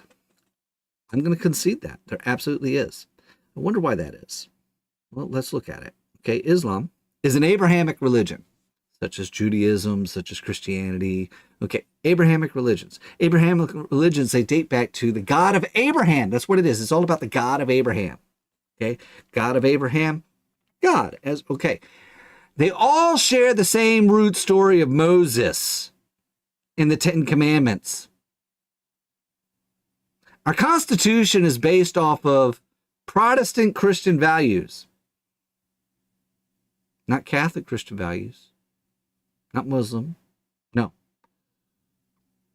Protestant. In fact, our founders, with the whole separation of church and state type deal, what that whole fear was is that the loyalty to Catholicism might affect the Protestant culture that was established in America. Their fear wasn't about Muslims taking over. It was actually the fear of the Catholic Church taking over. That's what the whole separation of church and state. That's why we had the freedom of religion and all that shit. However, the freedom of religion was not intended for Muslims to come over and take over the country. It was to prevent the Catholic Church from taking over the country. That's what it was. Yes, our Constitution is rooted in the Ten Commandments, not in Sharia law, such as these assholes are claiming. But in this next portion, we're going to see where the Muslims are revealing their game. And it's why I'm saying that, frankly, we need to do something about this before it's too late. We're already rapidly approaching what Great Britain's looking like. And we need to put a stop to it now. Now. Let's continue. Now it's getting through Congress. So before it was by the sword, now it's getting themselves into parliament and then making laws that act as the sword, the Islamophobia law in Canada, M103. Yeah. Muslim Brotherhood. I find that there are only two things which are open to our movements. Ballot or bullet, nothing in between. I used to say that democracy is haram. Now I say participation in democracy is our jihad. That's our jihad. We're going to fight not through the bullets, but the ballot. Going to the ballot and voting is now an obligatory action, fard ayn. And it is a jihad that is now needs to be done because this is our modern jihad. You can elect a person who wants the Sharia. Because in the United States, what we do know is that in the past election, just this last election, there have been over 800 Muslim candidates running for office. And this is why we need to put an end to, just as Nikki Haley's son was saying on Tucker Carlson today, or this past week, and that I was talking about earlier in the program. We need to put a stop to allowing these naturalized people to run for office. We need to implement a constitutional amendment that requires anyone holding elected office to be a descendant of a family that has at least 5 generations in America. At least 5. I don't even want to go 3, 5. 5 generations. That's the only way that we're going to really truly be able to save our country. Furthermore, we need to severely restrict voting. We really do. We really do. People are going to say, oh, you're all about taking away voting rights. Listen, we should have never had voting rights the way that we have them today to begin with. It should not be an open election for everyone in the country to vote. There's a reason that we have the Electoral College, okay? We don't operate off of a popular vote. We really need to limit this. We've got absolute morons out here that are allowed to vote simply because, oh, they're 18. No. It used to be that you actually had to have a vested interest in the country, and the way that vested interest was determined was by being a landowner or business owner, things like that. You had to have a vested interest in the prosperity of the country. Now, you don't have to have a vested interest in the country whatsoever, and if there's enough people that hate the country and want to see its utter destruction, they can win to vote for a candidate that will pursue that endeavor alone. That's why we need to revert back to the way it was, where you had to have a vested interest. Now, this is whenever I get people push back and say, oh, you don't want women to have the right to vote. Oh, you don't want minorities to have the right to vote. No, I'm not saying that at all. I'm not saying that at all. I'm not saying that at all. But we do need to change the requirements to be eligible to vote. And they need to be in a way that people of any ethnicity, any gender, they can meet those requirements, but the requirements have to be completely revolved around vested interest in the prosperity of the nation. That's where we need to start setting these regulations. And I know that that means that, hell, I might even lose my right to vote. But if we want to continue, if we want to have an America in the next 50 years, yeah, I'm saying 50 years, we've got to make these changes now, because we are well on our way to losing our country entirely to this infiltration tactic that you just watched them admit to. Their whole goal is to get in here, and their new jihad is to infiltrate our politics and put forth candidates that are going to push forth their agenda to destroy our nation from within. Yeah, that's what their whole goal is. Now, we got some other shit that I wanted to show you on this. Let me back this up here. I'll pull this up. Go right there. Older millennial. You know, it was just like last year or year before, just a few years ago, we had this news story that was breaking about how this community this Muslim community had outlawed the flying of the LGBT flag, the pride flag. The city or I should say, it was a big story where they were requiring the pride flag to be flown on public buildings. But now they're banning the LGBT flag. Let's watch them real quick. If this happened in any city run by a Republican, there would be riots. Now let's read that. Let's read that real quick. Let me pull it up so that way we can actually see it a little better. Okay. What you'll see, it says, Democrat judge in America's Muslim capital bans the gay pride flag after Islamic outrage. A Democrat judge banned the pride flag. And yes, he's absolutely right. If we saw this in any other city and the headline read, Republican judge banned pride flag, you would see outrage from the left. Outrage. They would be gathering, just as I said, we should be laying siege to these Muslim cities. No, a bunch of left-wing activists would lay siege to a city and they would demand for that pride flag to be flown. They're not doing it in this case. Let's keep listening.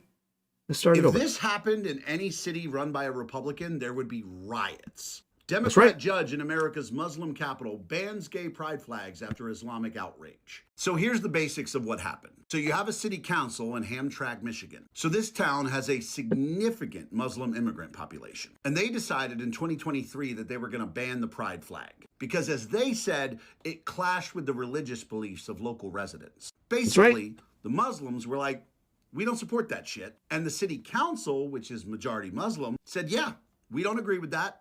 We're banning that flag. So they sued. So a federal judge that, by the way, is a Democrat, ruled that banning the pride flag didn't violate the Constitution. It didn't violate the First Amendment because they were only banning it on public property. And apparently the all-Muslim city council was allowed to do that. And here's the thing, like, look, I think cities should be able to do what they want, but please, let's stop pretending that if this happened in Florida, that liberals wouldn't be rioting like crazy. Like they would be talking about how this is anti-LGBTQ, about how they hate gay people, and they would riot and destroy shit.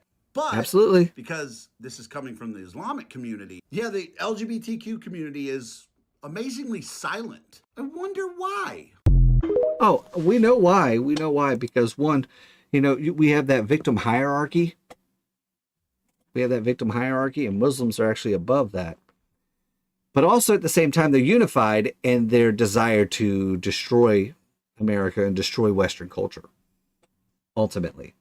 But then this was the really interesting story that I was seeing. Let's pull this one up. This chick, she reveals some stuff about different cities in America, what they're looking like. Let's take a look. We all saw what happened in Irving, Texas over the weekend. So let's go ahead and continue down the rabbit hole of what's actually happening in the DFW suburbs. Because once you see this, you can't unsee it. I'm going to show you clips of this video because the original video is over 20 minutes long. If you want the full thing, I'm going to go ahead and drop the X link down in the comments and y'all can go watch the whole thing there. What you're about to see are new neighborhoods that are popping up within Irving and Plano.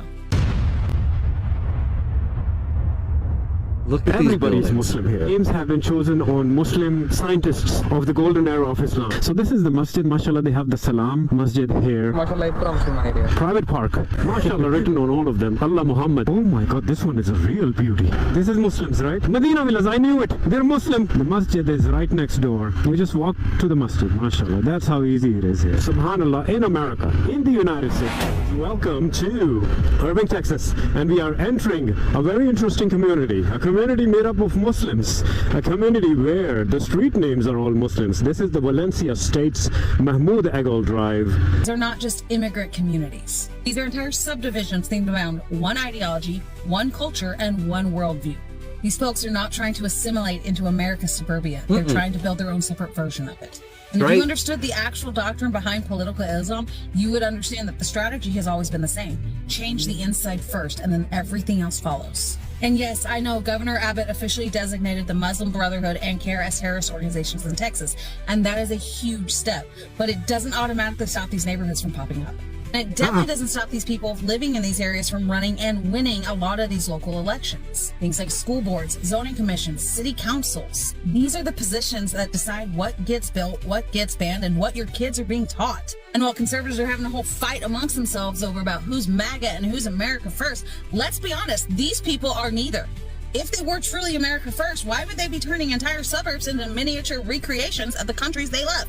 You see that in the street names, the rules, the architecture, the culture, the voting patterns, and the neighborhoods that look nothing like the United States anymore. People massively underestimate how powerful local elections are. This is where everything starts. This is how influence is spread. This is how we end up with politicians like Ilhan Omar. Because the only people that go out and vote in these smaller local elections have been Democrats. If it's not a primary or a presidential election, only about 48% of Republicans show up. And spare me the whole they're stealing our votes thing, because I understand that, yes, they are absolutely dirty, and yes, they rig the elections quite often, but it is still a lack of Republicans showing up, and that has been proven by history. Sometimes y'all conservatives are just as bad as the liberals when it comes to facts like this. You'll look me dead in the face and just go, nah, don't be like a liberal. But pay attention, y'all, because this is not random, this is coordinated, and it's happening right in front of our faces here in Texas.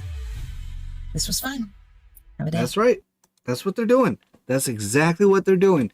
They're letting everyone on the right have their infighting, okay, as we're fighting over who platforms who and all this other shit, who's MAGA, who isn't. They're just minding their business, staying in their lane, focusing on those local elections. And then we wonder how these radical people just pop up out of nowhere. They didn't pop up out of nowhere. They just worked their way up through those local elections that Republicans aren't paying attention to. And why aren't people on the right paying attention to this shit? We get it. Because those national stories are so much more entertaining. I'm not going to say important, entertaining. But the most important ones are the ones that actually aren't very entertaining. The boring ones. Those are the most important ones. Those are the ones that are fundamentally changing our nation. And we're going to lose our culture if we don't do anything. It's going to lead to what we're seeing right here. And this right here should infuriate every American. Every American. This pissed me the hell off.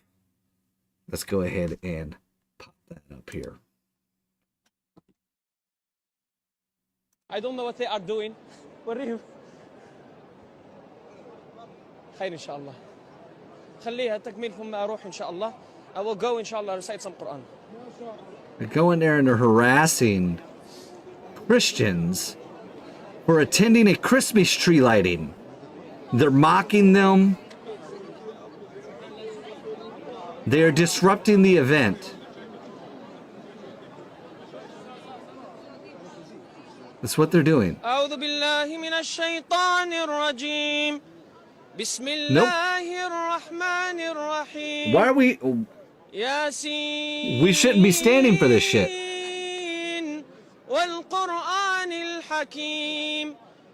They're emboldened to do it because you've got different local governments protecting them and allowing them to come in and do this shit.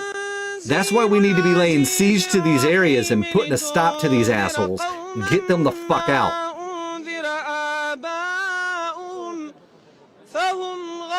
You can't even go to a Christmas tree lighting without fear of being harassed by Muslims,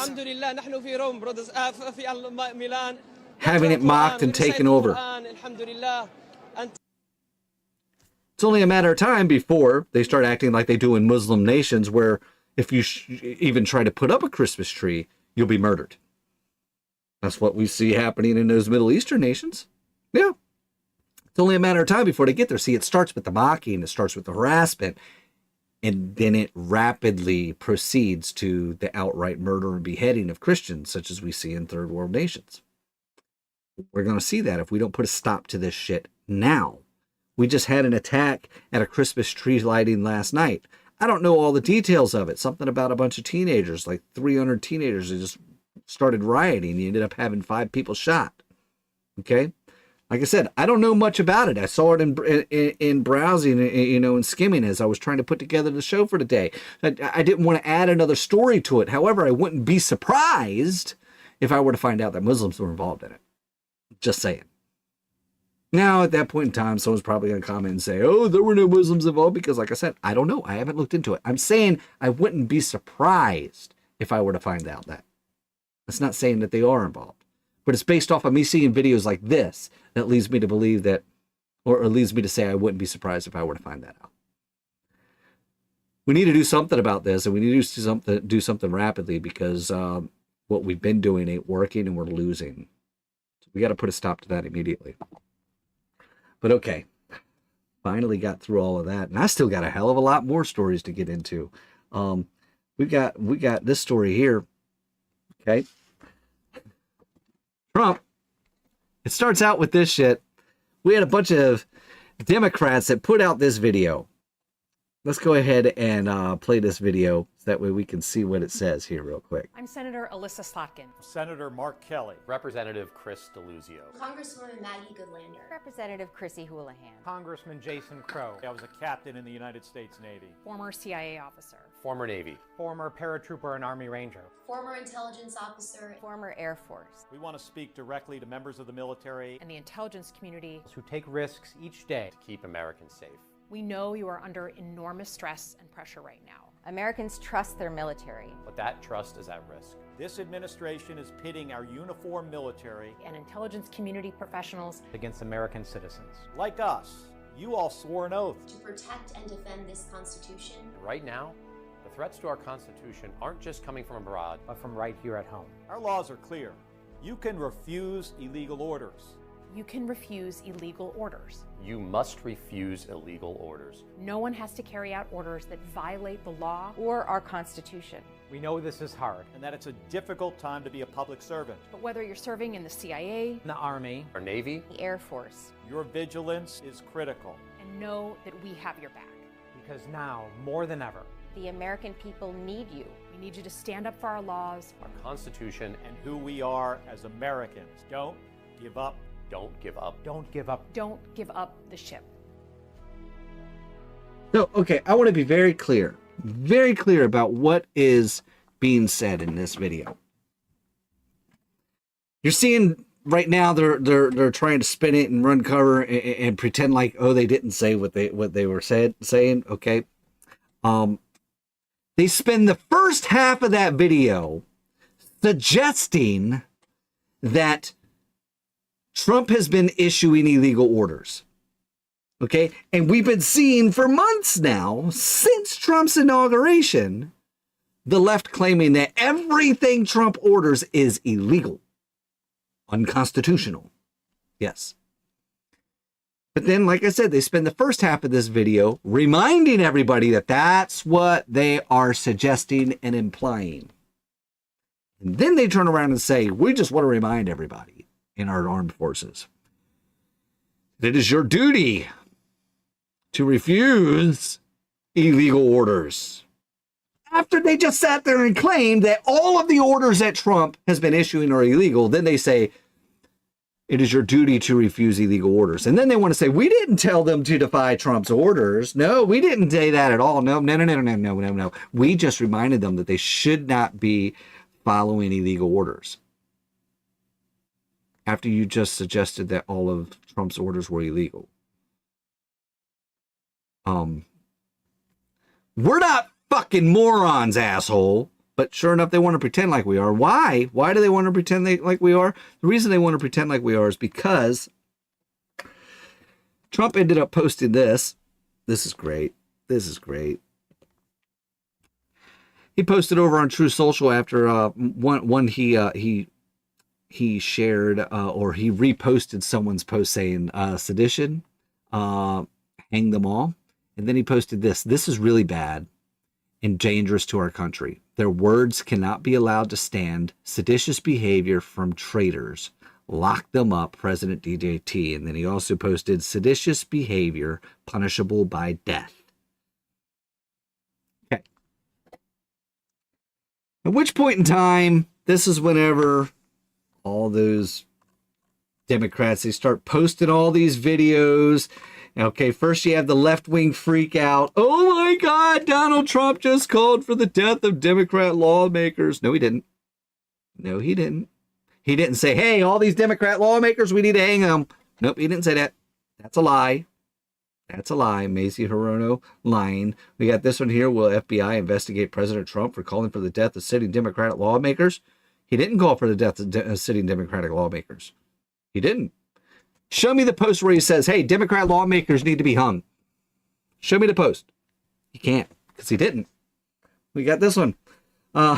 You read that right. The President of the United States called for 6 Democratic members of Congress, all who served our country, to be hanged.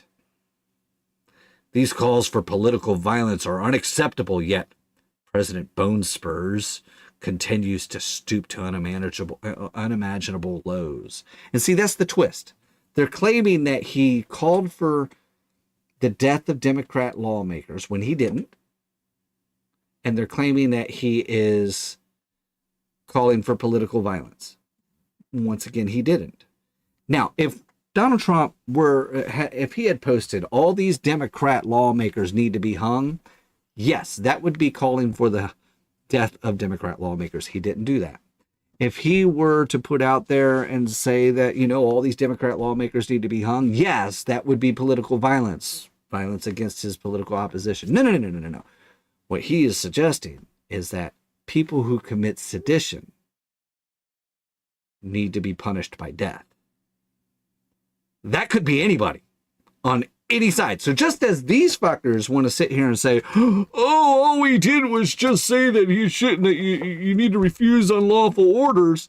Well, very clear. All he said was that people that commit acts of sedition should be punished by death. That's what he's saying. Doesn't matter what side they're on. And yes, sure enough, it just so happens, actually it doesn't just so happen, all right? These Democrats got together because they hate Trump, and they were calling for military to defy legal orders by implying that the laws were illegal. They were encouraging our military personnel to commit acts of treason. And that is in itself sedition. If all of these lawmakers happen to be Republicans posting this, and then it would be Republicans committing an act of sedition. Okay? If it was independents, it doesn't matter. If they're not even politicians, but they just have some type of political sway, boom, that's sedition. They committed an act of sedition, is what they did. Okay? That is punishable by death. They should be punished by death. My opinion. Frankly, in my opinion, here's my whole ordeal on this. I firmly believe that one of our biggest problems in America is that we do not enforce laws against treason. Okay? I 100% believe that 75% of our nation's problems would be resolved permanently if we just enforced laws against treason and seditious behavior. Because people wouldn't do it. People would stop doing it if we actually enforced the laws. At which point in time, 75% of all of our problems would be resolved. Because we wouldn't have all the turmoil that we see right now. Because people would be like, shit, there's only one way to fix what we're not happy with, and that's just to go vote, instead of all of this behavior that we've been seeing out here. But yeah, this is whenever we had all of the different Congress people going on their soapboxes claiming, oh, all I did was this, all I did. No, you didn't. What you did was you committed an act of sedition. You can try to downplay it all you want to. No, that's not what you did. Now, the question is, will Trump have the balls to actually pursue charges against these people? Unfortunately, I don't believe he does. I don't believe he does at all. Now, Caroline Leavitt was asked about this. This morning, President Trump accused 6 Democratic lawmakers of seditious behavior punishable by death. Just to be clear, does the president want to execute members of Congress? No. Let's be clear about what the president is responding to, because many in this room want to talk about the president's response, but not what brought the president to responding in this way.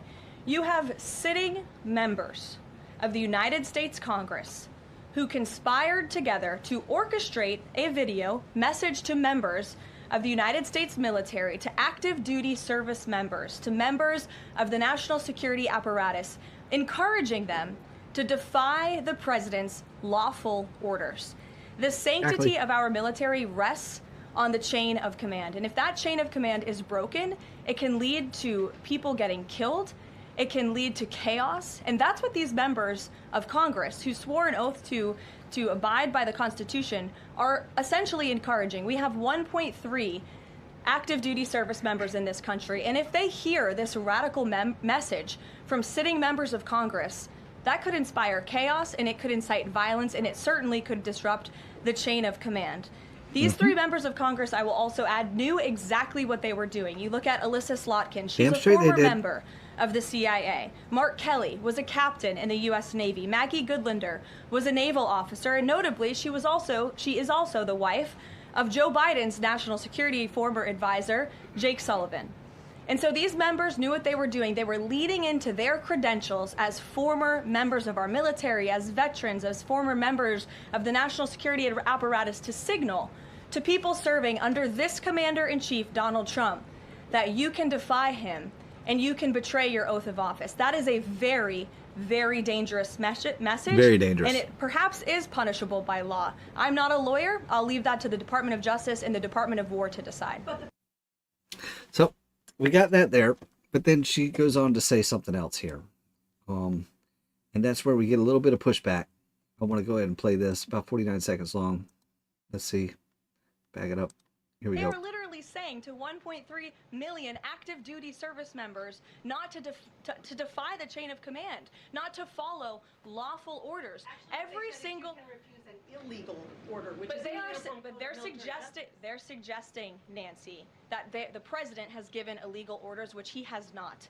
Every single order that is given to this United States military by this commander-in-chief, 100% legal. Chain of command through the Secretary of War is lawful, and the courts have proven that. This administration has an unparalleled record at the Supreme Court because we are following the laws. We don't defy court orders. We do things by the books. And to suggest and encourage that active duty service members defy the chain of command is a very dangerous thing for sitting members of Congress to do. And they should be held accountable. And that's what the president wants to see. They are literally saying to 1.3 Exactly. And that's what, unfortunately though, what are we seeing? Got Matt Walsh commenting on this. You know, we have the leading report post, breaking: President Trump does not want to execute members of Congress, White House says. That's what Caroline Leavitt said. Matt Walsh comically responds, says, most disappointing flip-flop of all time. But to be clear, no, Donald Trump never called for the murder or the execution of Congress members. He's calling for the execution of seditious, of people that are committing acts of sedition. Okay? They happen to be sitting in Congress. They thought they would be shielded from it. They shouldn't be. Once again, though, unfortunately, I don't think that Donald Trump is going to follow through with what he should be following through with, unfortunately. What are you going to do? What are you going to do? Okay.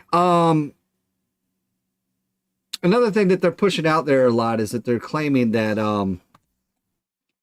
all of these, these oaths, they say that, I love hearing all these assholes out here claiming that whenever these military service members take their oath, they don't take their oath to serve one man. They take their oath to serve the Constitution.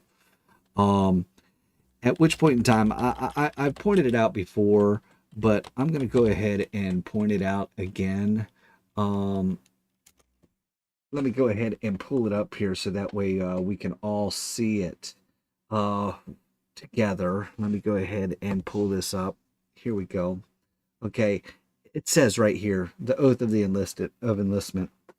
It states, I state your name, do solemnly swear or affirm that I will support and defend the Constitution of the United States against all enemies, foreign and domestic. Yes, boom. The oath doesn't end there, assholes. Let's continue the fucking oath. How do I know? Because I took the fucking oath. Let's continue the oath. That I will bear true faith and allegiance to the same, and that I will obey the orders of the President of the United States and the orders of the officers appointed over me, according to the regulations of the Uniform Code of Military Justice. That's it. Yes, you do swear an oath to obey the orders of the President of the United States. So all these assholes out here saying, "No, you don't pledge allegiance. You don't swear an oath to the president. You swear an oath to the Constitution." These fuckers want to ignore the second part of the oath. You absolutely swear an oath to obey the orders of the President of the United States. Absolutely, 100%. Sick and tired of these fucking assholes pretending otherwise. Anyways. So,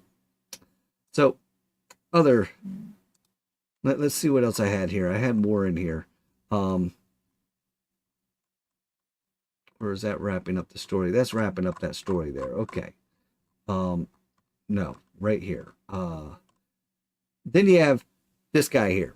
I wanted to play this guy because this guy, to me, he just proves what I've been saying throughout this entire segment here. So I just want to go ahead and back this up. Let me go ahead and back this up, pop it out so that way we can all see it and hear it.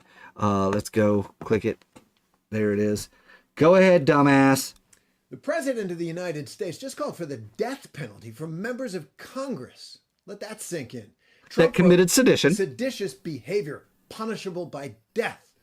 So what was this so-called sedition? Well, those members of Congress had reminded U.S. troops that they must never obey an unlawful order. And that's not sedition or rebellion. And see, so now you got this left-wing activist claiming the bullshit narrative that I just went through. Oh, they didn't. They just reminded everyone they can't commit an act of, they can't obey an unlawful order. Yeah, there was a sedition. But let's continue. Watch what this fucker does. That's the Constitution. That's the Uniform Code of Military Justice. Sedition means inciting insurrection against lawful authority. No American president, not one, has ever demanded the executions of his political opponents for defending that principle. So hold on here. George Washington hung people for committing sedition. Just to remind you, okay? You need to remember that shit. Let's continue. Let's get real. A statement like this from Trump puts the lives of those members of Congress at real risk. It paints a target on them. And it. See, so now we've got a left-winger claiming that by Trump saying this, he has put them in danger. Almost like the way they call everyone on the right a Nazi? Does that not put everyone on the right at danger? So it's amazing how the logic, they will apply that logic to their side, but they won't apply it to the other. But let's continue listening to what dumbass says here because he completely contradicts himself or he proves what I was saying. It invites the unhinged to act on that. All of this is happening as U.S. military personnel are quietly asking lawyers a question. Are the president's orders legal? They're asking about. And there you go. Right there. Your fucking left-wingers tell military personnel that they have to refuse unlawful orders, and then you turn around and double down on implying that the president's orders are unlawful. Put 2 and 2 together, fucker. 2 and 2 together. Stop pretending that 2 and 2 don't make 4. We know what the fuck you're doing. These fuckers, I swear to God, they piss me off. Those strikes on alleged drug boats in the Caribbean. They're asking about legal, lawful. Deployment of National Guard units into American lawful. cities. Supreme Court has proven it. Lawful. Is and whether the commander-in-chief is ordering them to cross it. And this is really happening. No. Calls to hotlines and legal aid issuing lawful orders. Provide free legal advice to military personnel are on the rise. Just because you don't like the orders doesn't make them unlawful. You need to get your head out of your ass, asshole. But okay. Got some other news to get into here. Let me go ahead and hit that other news stinger. See, that's it. I got another. I got stingers I'm not even playing. Here we go. Other news.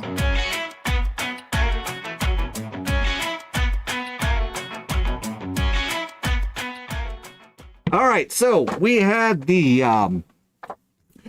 Epstein Transparency Act passed this week. It's funny to watch each side try to take credit for this. To be fair, though, the right has been calling for the Epstein files to be released for years.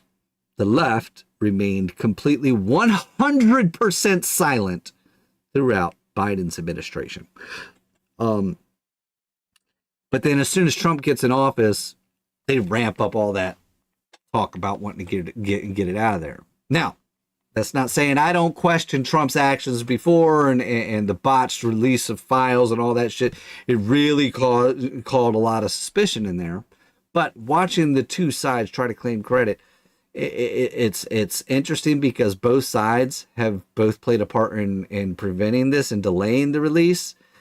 and both sides have played a part in getting them released. So I'm going to give credit where credit is due, but I'm also going to call out hypocrisy. That's what I'm going to do. Now, you've got the left wanting to pretend that the right had nothing to do with it at all when the vote was virtually unanimous. Now, when I say virtually unanimous, there was one person who voted against releasing the files. And his argument for against releasing the files had nothing to do with not wanting people to see the files, but more about the norm that it would set for future stuff. And he made a very valid argument. And so he's standing on principle. So I give it to him. And yeah, he was a Republican that did that. But then he had a bunch of people that didn't even bother showing up to vote, and all of them were all Democrats. So only one Republican voted against it, but then you had a bunch of Democrats that didn't even show up. However, everyone that was there, it was a unanimous vote with the exception of one no vote to release the files. But now we have pencil neck Adam Schiff out here suggesting that Trump is scared. It's funny. This whole caption here. Donald Trump just signed the bipartisan bill requiring the release of the Epstein files. But this is no guarantee that the full files will automatically be released. Rather, we can expect this will begin a new Trump Bondi effort to obstruct the cover-up. So they have to keep this narrative going. Democrats can only allow two different things to be talked about because they lose on everything else. That's Epstein and healthcare. Every other aspect, they lose. So they have to keep this narrative going. The thing is, though, is that we're actually not hearing a whole bunch of this narrative because, and it's one of the reasons I believe that our news cycle has just gone off the fucking rails this week. I'm pretty sure we have all this kind of crazy news happening all the time, but the news cycle has been predominantly focused on one of two topics.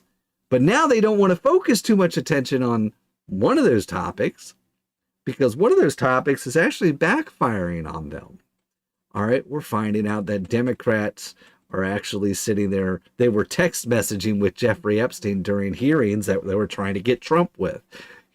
So as they're revealing all of these emails saying, oh, look, this email mentioned Trump and this email mentioned Trump, they're ignoring the more relevant information of that email is of Democrats colluding with Jeffrey Epstein as they refer to Trump.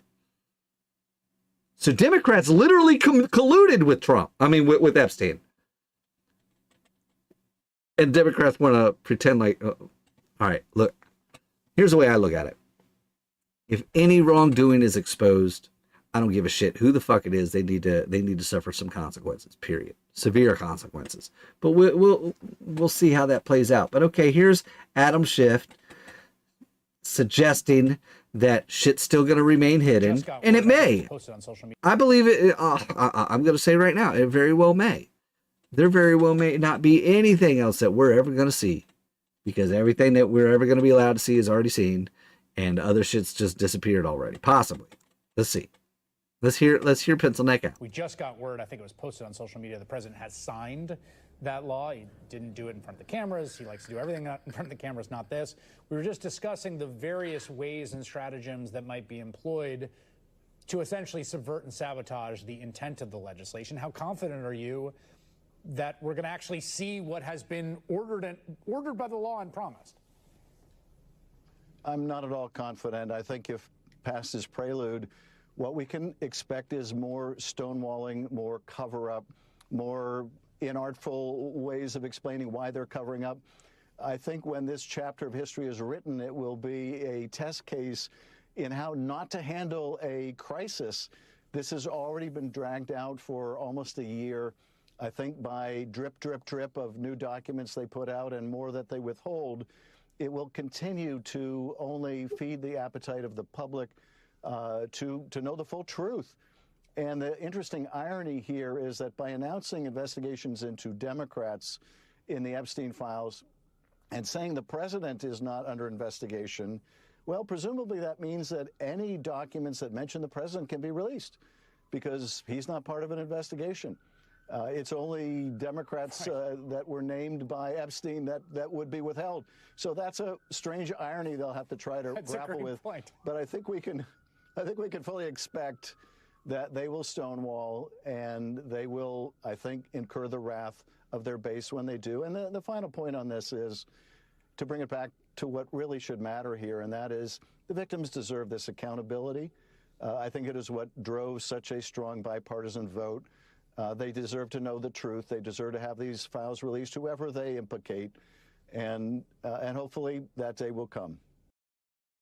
So we'll see. But now this has spurred a narrative, and we're seeing this narrative go about. So the narrative that they're saying is, Harry Sissy Boy says it right here. He says it's pretty clear what's about to happen with Trump and the Epstein files. He'll sign the bill, claim documents relating to him can't be released because they're part of an ongoing investigation, the ones he ordered, and we won't see most of them. Get ready to call it out.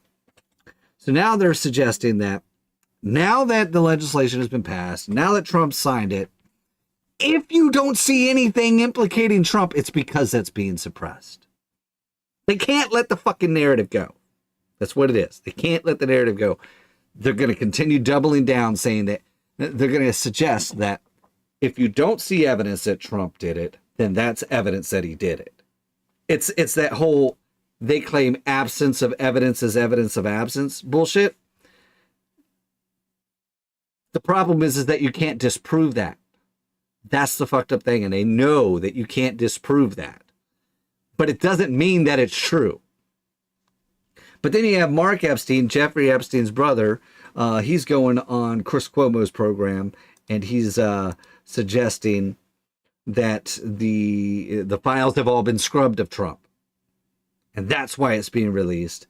And he says that Jeffrey had dirt on him, is what he says. Jeffrey, in 2016, I said this publicly. Now, first, I want to point out, Chris Cuomo, dude, you got to get rid of this whole mustache thing. It ain't working. You look like the villain in some old Western movie. That's what you look like. You need to get rid of that shit. That shit ain't working for me. All right, let's listen to the pedo's brother. Jeffrey, in 2016, I said this publicly before. Jeffrey told me that if he said what he knew about the candidates, they'd have to cancel the election. He didn't tell me what he knew, but Jeffrey definitely had dirt on Trump. And you could see in the emails, Trump could deny it all he wants, but it's pretty clear. I mean, everything Trump says is a lie. But that's not what you were talking about. It's provable that he was in Jeffrey's office. He said he wasn't in the house. It's provable he was there. He said everything he says is a lie. Jeffrey. All right, so let's back this up. What he said that when he spoke to his brother, Jeffrey Epstein, Jeffrey said that if the information he had about the candidates were to come out, they would have to cancel the election. And then Mark Epstein interpreted that as he had dirt on Trump. Who were the candidates back in 2016? That would be Hillary Clinton and Trump. Okay. All right. We all know that Bill Clinton took multiple trips to Epstein's Island. We all know that Epstein has some compromising material on Bill Clinton. We all know that Bill participated in this bullshit. Could it be that the information that he possibly had also implicated Hillary, jackass? Could that be it? At which point in time, there would have been a huge uproar about the information coming out about Hillary, and then that way, then there wouldn't be a candidate, a viable candidate to run against Trump. So therefore, they would have canceled the election until they discovered another candidate that could have run against him. Could that be the possibility? No. See. He's just a Trump hater, so therefore he's going to twist it around. But then we also have this jackass. We got Eric Schwartzwell. I swear his videos he puts out, they're cringier than mine. I know I make some cringy shit, guys. I know I do. His shit is cringier than mine. Let's listen to Jackass Schwartzwell. Tell us how Fang Fang is. We know you getting down with them Chinese spies still. All right, we don't trust your ass for shit. Come on, dumbass. Let's see you pop it up here. Hey, Congressman. What's going on? What the fuck is up with Trump calling on House Republicans to release the Epstein files? Very, very rich, Mr. President. But let me tell you what, checkmate. I know you're more of a checkers guy than chess, but checkmate because you don't need Congress to release the Epstein files. We were doing this because you wouldn't release them. You actually have complete discretion to release all of the files. So why don't you do your job? Otherwise, we're just going to assume the worst. And the worst is that you don't want all of us to see how directly connected you are to the most notorious child sex trafficker ever. Checkmate. So he says checkmate. President didn't need Congress to pass legislation to force him to release the files. He could have just done it with his own discretion. So, checkmate. We just did this to prove you can do it without this legislation. So what you're saying is that Joe Biden could have released the files, right? Why the fuck didn't Joe Biden release them? Maybe, as you're playing chess and claiming that he's a checkers guy, he was actually playing, what is that Star Trek chess? Where he got Democrats to finally side with the Republicans and called him for the release of the files. Where Democrats were silent for 4 years while Republicans were demanding the release. Maybe he withheld it long enough to force you guys to finally call for it as well. So that way there couldn't be any pushback. And so that way when he released them, it wasn't, oh, he just did that because he's trying to, redirect attention away from him or anything like that. And this is all no, now whenever he complies and gets them out there, he could just say, hey, y'all demanded them. I'm just releasing them. Y'all demanded them. Maybe he's the one that's got you in checkmate. But once again, I don't know. I'll tell you what, though. I just don't trust politicians. I don't. They're all fucking phony pieces of shit. I can't stand any of them at all. But Fartswell, he realizes that he's lost a lot of popularity, probably due to all of his cringy-ass videos that he puts out there. But he went on Kimmel the other night, and he announced this. Here we go. What do we do? What are we going to do? How do you stop this? Well, I'll tell you what I'm going to do. I love California. It's the greatest country in the world. Greatest country in the world. But that's why it pisses me off to see Californians running through the fields where they work from ICE agents or troops in our streets. It's horrifying. It's horrifying. It's absolutely Or cancer research horrifying. Being canceled. It's awful to look at. And our state, this great state, needs a fighter and a protector, someone who will bring prices down, lift wages up. And we can say that we're the 4th largest economy in the world, and we are, and I love to brag about that. But what does that mean if you can't afford to live here? So I've been in these fights as a city council member up in Dublin, my hometown, as a prosecutor in Oakland, and taking on the most corrupt president ever in the US Congress. But I'm ready to bring this fight home. So I came here tonight, Jimmy, to tell you and your audience that I'm running to be the next governor of California. He's running to be president or governor. He's running to be governor. Running to be governor. Okay. Go for it. Please do. I am so thrilled that you are considering running for governor. Okay? I want you to do that so bad, because here's the phenomenal thing that happens with that. That's going to require you to vacate your seat, I believe. Get your ass out of Congress, and we all know you ain't going to win. You ain't going to win in California. Yeah, you're going to have too many people there, and your name is already too just tainted. So go for it. Okay, but you notice how he referred to California as a country? Because that's what libtards actually think of California. They think of California as a country in its own. Okay, they say they have the 4th largest GDP in the world, and you tax your citizens virtually into poverty.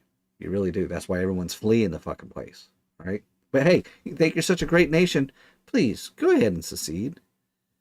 you know, the Supreme Court ruled back in the 1800s during the Civil War that states don't have the right to secede once they join the Union.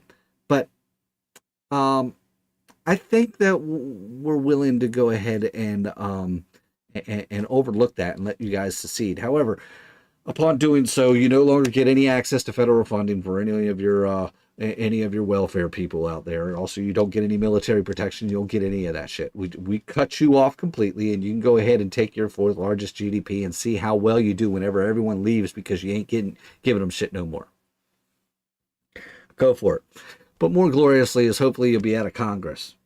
Hope to God you can. But all right. Speaking of weirdos from California, we got Anthony Weiner here. Anthony Weiner, most well known for legalizing rape of teenagers by adults. That's right. He sought to eliminate criminal penalties for men who have sex with teenage boys as young as 14. He wants to eliminate all criminal penalties, and he got legislation passed for that. He's out here pushing another piece of legislation. Yeah, Anthony Weiner. He likes to show his wiener. That guy. Yeah. Okay. Let's go ahead and look at his legislation that he's trying to push here. Trump may think that he has legal problems now, but they're about to get a whole lot worse because of a bill that I just introduced to make it much easier to sue federal officials and agents when they violate your rights under the U.S. Constitution. So Trump is a loser in general, and he's losing big time in federal court. The courts are ruling against him left and right, saying that his actions are unconstitutional and illegal. That's good. However, I need a correction on that. Okay. Yes, we have federal courts that have been ruling against him, claiming that his rule or his actions are illegal and unconstitutional. And those federal courts have all been by left-wing activist judges. But meanwhile, every time one of those rulings occur, it gets appealed to the Supreme Court, and the Supreme Court overrules it every fucking time. I think he's running with like a 99% success rate in winning in the Supreme Court. So, technically, yes, he's losing in federal courts because of activist judges, but also technically those activist judges are losing to the Supreme Court every fucking time, which would make Trump more of a winner in that scenario. But okay, Jackass, continue. However, there's still no real accountability. Why is that? Because under federal law, it is almost impossible to sue an individual federal official or agent when they clearly violate the law or violate the Constitution. And so I introduced and just announced a new bill, Senate Bill 747, that will expand California's civil rights law to include being able to sue federal officers and agents when they violate the U.S. Constitution. We have the ability to do this. We just haven't done it. And now we're going to do it. So, something that this guy needs to be reminded of. Federal supremacy. That's right. Federal law is superior to your local laws. So good luck with that shit. Good luck with that. Ain't gonna work. Furthermore, let's say that you successfully pass your legislation. Let's say that it gets signed into law by Governor Newsom over there. Okay? And let's say that someone brings forth a lawsuit against a federal agent. You know damn well it's going to get appealed to the Supreme Court. You know damn well the Supreme Court's going to overturn it again. So waste of time. Waste of time. That's dumbass. Dumbass Wiener. There you go. Okay, what else we got here? This is a crazy-ass story. This blew my mind. Did y'all know that we invaded Mexico this week? We fucking invaded Mexico. This is crazy. Katie brought this to my attention the other day. Fucking crazy. Here it is. Here it is. Okay. U.S. troops invade Mexico in dramatic escalation of tensions as Pentagon scrambles to contain fallout.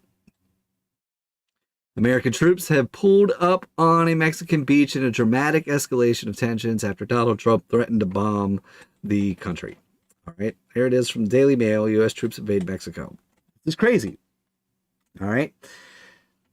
posted signs. Let's go ahead and switch this over so that way we can get a good look at some of these signs here. So we got this sign right here, and this says this restricted area. This Department of Defense property has been declared a restricted area by authority of the commander in accordance with the provisions of the directive issued by the Secretary of Defense pursuant to the provisions of Section 21 Internal Security Act of 1950. Okay, so yeah, it does say Secretary of Defense, and yes, it does say Department of Defense.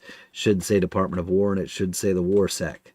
That's what it should say. But okay, so that sign gets posted, and sure enough, we got federales rolling up with machine guns and everything like that. Like, what the hell is going on? This is them digging up the signs after they were posted. Yeah, we just invaded a Mexican shoreline and just posted signs claiming the territory as ours. Kind of crazy. All right. Now, apparently what happened is that they were supposed to be setting up signs on Texas shoreline, but somehow they got mixed up or something like that. I'm not sure. We got this here being posted by Newswire. U.S. troops stormed Mexican beach via the Daily Mail, but then we ended up, this is where it gets a little crazy. X adds a community note.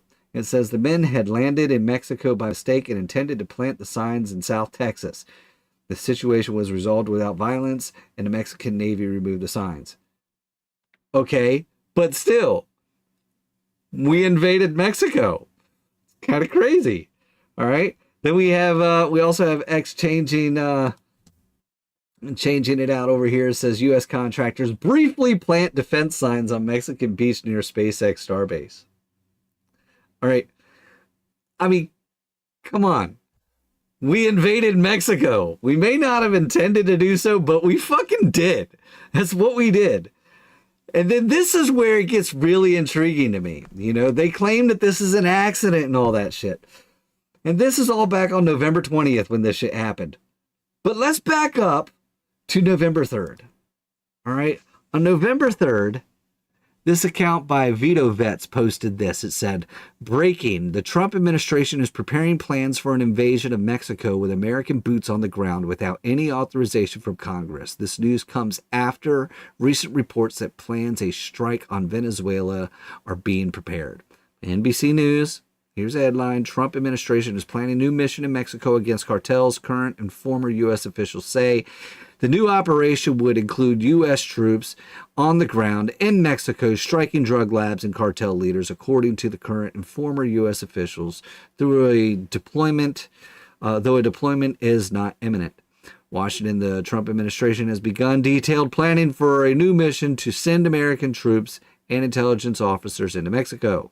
The early stages of training for the potential mission, which would include ground operations inside Mexico, has already begun. That was posted on November 3rd. And then November 20th, we're seeing this shit happen. I mean, was it a botched invasion? Was it accidental? I don't know. Still fucking crazy. We invaded Mexico. I don't care if it was accidental. I don't care if it was intentional. I don't care if it was botched. We invaded Mexico. Pretend like we didn't. This is a big screw up. And this is egg on the face of the Trump administration. You can't deny that. That's fucking crazy. But okay, I'm going to get into some scary news now. So last week, over this past week, this is last weekend, Elon Musk posted this shit, or actually this came out of Tesla Comics. All right, and we got this video of this Tesla bot known as Optimus, like doing heart surgery on a patient. Now, it's an AI video, but I mean, look at this. It says, Optimus is going to be one of the biggest equalizers humanity has ever seen. Because when every family can access a robot that delivers world-class medical care, it means the quality of your health no longer depends on your income, your zip code, or your background. Now, I admit that that sounds pretty cool. But I'm also going to say that when I saw this video, AI video, and it really brought forth the goals that I'm seeing, I suddenly saw the horror, such as AI and these droids. So it kind of reminds me of that movie, Robin Williams, Bicentennial Man. Great movie. If you haven't seen it, you should go see it. It's a really good movie. Heartwarming and stuff like that. However, it's also still kind of scary. See, all the while, one thing that I love about the industry that I work in, and no, I'm not going to disclose what that industry is, but one of the things that I've always loved about the industry I work in is I always joke, and I was joking just as early as just last week, that one thing I never have to worry about is AI replacing my line of work. Right? All these other people got to worry about AI being able to replace them, but me, no one can replace what I do. It's the way I always felt. Until I saw this. If they have aspirations to replace surgeons, there is no reason why every other field of work can't be replaced. And Elon Musk puts it out there. He posts, Optimus will eliminate poverty and provide universal high income for all. Let's listen to him. You know, people often talk about like eliminating poverty, giving everyone amazing medical care. Well, there's actually only one way to do that, and that's with the Optimus robot. With humanoid robots, you can actually give everyone amazing medical care. Optimus will ultimately be better than the best human surgeon, with a level of precision that is beyond human. So I think that's a pretty wild concept to say, okay, if you know, people always talked about eliminating poverty, but actually Optimus will actually eliminate poverty. Optimus will actually give people incredible medical care. You know, people often talk about like eliminating poverty, giving. And that's where I'm kind of like, I'm not sure about this. I am definitely not sure about this. Now, one thing I could say is like, you know, we look at all these different industries, and it's like, we don't want our journalists using AI to write their news articles. All right, we don't want that. That's frowned upon. But then at the same time, we don't want a doctor that isn't willing to consult AI in making diagnosis. Depending on what career field you're in, determines whether or not AI is frowned upon. We don't want someone that is making movies to use AI to generate, to cast roles. We don't want an AI role. We don't want these fake movies. We want actual actors portraying these roles. But yet, once again, we don't want a lawyer that won't consult AI to represent someone in a case. It's all a matter of the industry you're in. So absolutely, we want our doctors to consult AI. And frankly, yeah, I would prefer to have an accurate android performing a surgery than someone that, might, commit a fatal human error. But then at the same time, the technology isn't perfected. So I wouldn't be willing to be the first. It'd have to be after thousands, hundreds of, maybe even millions of cases have proven to be before I'd trust it. But once again, that's not the scary thing. If they're talking about replacing everything, Elon Musk posted this video as well. Look at this. This is a video. And it's just of these robot things performing everyday tasks. You've got them as combatants in, karate matches or whatever, police officers, they're construction workers, they're even dealers at a casino. Look at this shit. Okay? And they're walking around recording themselves and all that shit. Okay, paramedics. Why can't these things be a plumber? That's right. If you thought you were protected because you had a job in the trades, no. If this thing could be a dealer, and it could be a paramedic, and it could be a construction worker, why can't it be a plumber? Why can't it be a roofer? Right? Why can't it be, a tree removal expert. Why can't it be any of those things? Everybody that's working in these trades, they didn't go to college, so they didn't acquire an education in electronics because they chose to go in the trades because college has been proven effectively to be a scam. It's taking everybody's money. Instead, people pursued a career in trade. That way they don't have to, they weren't going to incur all this debt. But now these things are supposed to replace you. Now, Musk just said in that video, this is going to eliminate poverty because everyone's going to have one of these things. My understanding is the estimated cost of these are going to be about $30,000 to $40,000 each. Okay.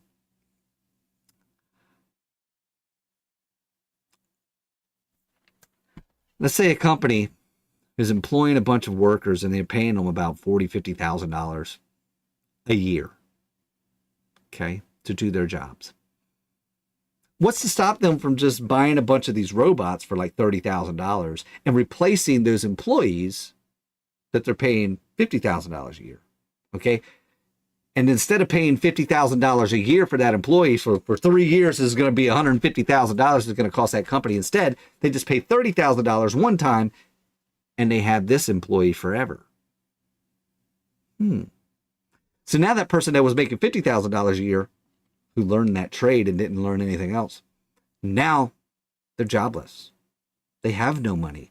How is that person going to afford a $30,000 robot?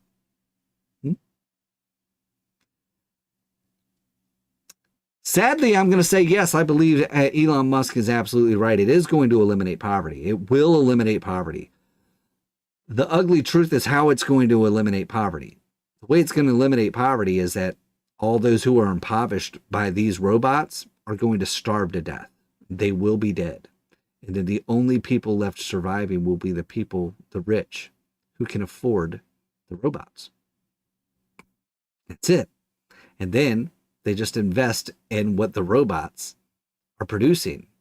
So they just make money off of their investments. But everybody that society relies on to do these jobs that the robots are going to replace, all of us are going to be killed.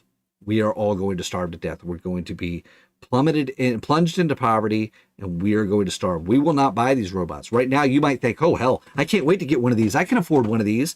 No, you can't. No, you can't, because your job will be replaced by one of these robots. You will not be able to buy one because you're going to become unemployed soon. That should scare the living shit out of everyone. It really should. Enough with the, who cares about the whole Matrix shit or the Terminator shit? No, I don't think that we're going to be seeing this AI take over. No. It's going to be more like what we saw in Bicentennial Man, except more destitute. Because you're going to have a shitload of people starve to death because of these damn things. That should scare the shit out of everybody. Especially since you've got people that are pointing out this reality. If we were to launch this type of thing right now, you ever asked your AI assistant device a question and it gets it wrong? And you call it out on how stupid it is, and it gives you one of these types of responses, oh, you amputated the wrong leg. And the response would be, you're absolutely right. I should have been more careful. Let me try a different approach. Yeah. This should scare the shit out of everybody. It really should. All right, one more thing. We got Mamdani out here. Put out another video, another ad. Let's go ahead and watch this ad here. Here you go. It's been 2 weeks since we won the election. We've been pretty busy. Rejects the Democratic Socialist Zoran Mamdani. Too often, this is a time of just celebration as opposed to preparation. We want to make it both. A lot of these things are new, but one of them is pretty old. Fundraising. But why are we fundraising? Well, we have less than 50 days until we take office, and we have a lot to do. We have to vet the 50,000 resumes we've received. Thank you. We have to keep paying our incredible team. Thank you. And we have to plan not just our inauguration, but our policy implementation. So they've got to comb through all the resumes. They've got to pay the team. So he's promised people money. He's promised people money all over the place. So he's got to pay these people, but he ain't got no money. Continue. Now, unlike the campaign, transitions do not get public matching funds from the city. So that 8-to-1 match, gone. It's up to us to raise the money. Usually campaigns... It's up to us to raise the money. Now, I'm just going to remind everybody, he promised a whole bunch of free shit. And he promised that the rich and the white people were going to pay for it. That's what he promised. That's what he promised everyone that was voting for him. Keep listening. Campaigns take that as an opportunity to rely on wealthy donors, but that's not us. You've already been incredible. We've raised more than $1 million in just 2 weeks. Our average donation is around $77, and more than 12,000 of you have donated so far. All right, so already raised $1 million. Average donation is $77. I don't think he realizes what he has just admitted there. So in his whole campaign, he swore that the rich were going to be the ones that foot the bill for all the free shit that he was promising. And now here he is, relying on the working class to foot the bill for everything that he promised the people that are working for him right now, because the rich aren't donating to him. Now, something tells me the rich that he swore he was going to force to pay, they're leaving. They're getting all their ducks in a row, and they're getting the fuck out of Dodge. That's what they're doing. Okay? So all the rich and the white people that he's planning on milking dry to pay for the free shit that he's promising, they're about to leave. And this whole implementation right here, he's proving it. That when all of them are gone, because they're going to be, that's going to leave the working class footing the bill for all the free shit that he promised. He's just going to raise taxes on a working class. That's the only way he's going to be able to do it. It's already proving to be true in his transition. And it's going to be that way throughout the rest. Now, we talked about Mamdani visiting Trump earlier today, and I think it's going to be hysterical how all of his constituents turn on him while everything he promised just collapses. It's going to be great. I'm looking forward to it. Okay, we had another thing that happened here. Let me go ahead and hit this this stinger real quick. We had some culture war stuff. Let's do it.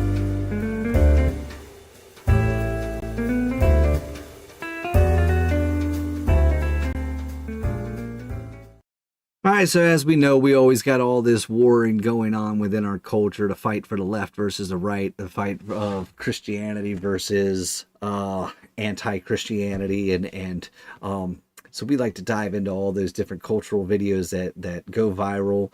You know, there was one I wanted to get into today, but I forgot to grab it. That's that one where the chick is talking about all the different things that she can do because she's child-free. And there's a lot of outrage on that. And I just want to tell everybody, stop. Stop. In fact, let me go ahead and see if I can find that here real quick. Let's see, child-free viral video. Let's see where it's at. I'm sure I'm going to be able to find it. No, of course I'm not going to be able to find it. I was hoping it was right at the front, but this chick that recently went viral on TikTok, posting the same type of video that we used to see from Angela Bellenkamp. Okay. Oh, here she is. I found her right here. Got it. I'm going to pull this up so that way we can all take a look at it right here. Here we go. Click it over here. Let's take a look at this. You know, I meant to pull it up, but I didn't pull it up. Here we go. I'm pulling it up right now. Let's take a look at this. All right, here we go. That's good. Says, back up. Things that just make sense in Child-Free Home Part 2. Sleeping in as long as I want. Enjoying all coffee breaks in peace. Disposable income.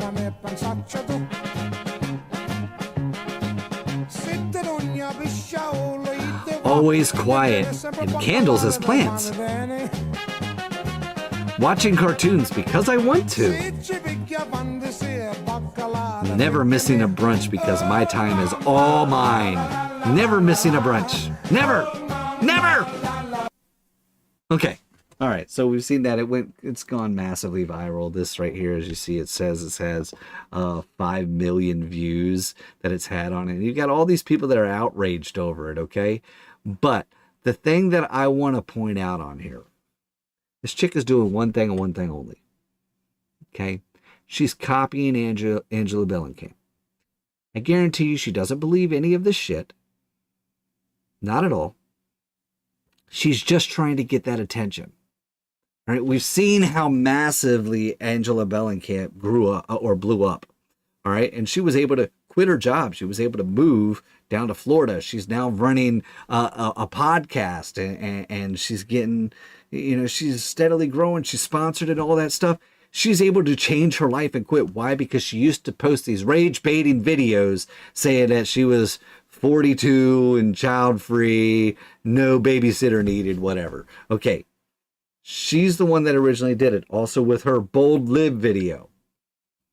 This chick is just copying her in an effort to gain the same type of success. So don't give it to her. She don't believe any of this shit. Don't give it to her. Stop getting enraged by it. She doesn't believe any of it. It's all bullshit. It's all bullshit. But okay, back to what I was going to be talking about here today. Donald Trump was caught on camera saying, quiet, piggy, to a reporter on Air Force One, who interrupting and really, disrupting questions from other reporters is hilarious. It was hilarious the way he responded. The reaction from these leftists is even more hilarious. Even more hilarious. And here we go. Let's go ahead and take a look at this here. Tell me why I just saw the President of the United States put his finger in a female journalist's face and tell her, quiet piggy, and not a single other journalist in the area did shit about it. Am I shocked at the President's actions? No, that's not even the point of this video. But this man points his finger in someone's face and snarls, quiet piggy, and the rest of the press corps just stands there like absolutely nothing happened. And listen, I grew up around journalists. I know how seriously they take professionalism. They are trained to keep their cool. This goes beyond that. This was demoralizing verbal abuse. That was not banter. That was not press tension. And her colleagues just watched it happen. This is an utter failure of the press. It is a failure of the entire point of the press in democracy. Journalists have got to stop fawning over access and start standing up for dignity and integrity. Imagine the blah blah blah. I can't listen to you anymore. Your voice is shrill.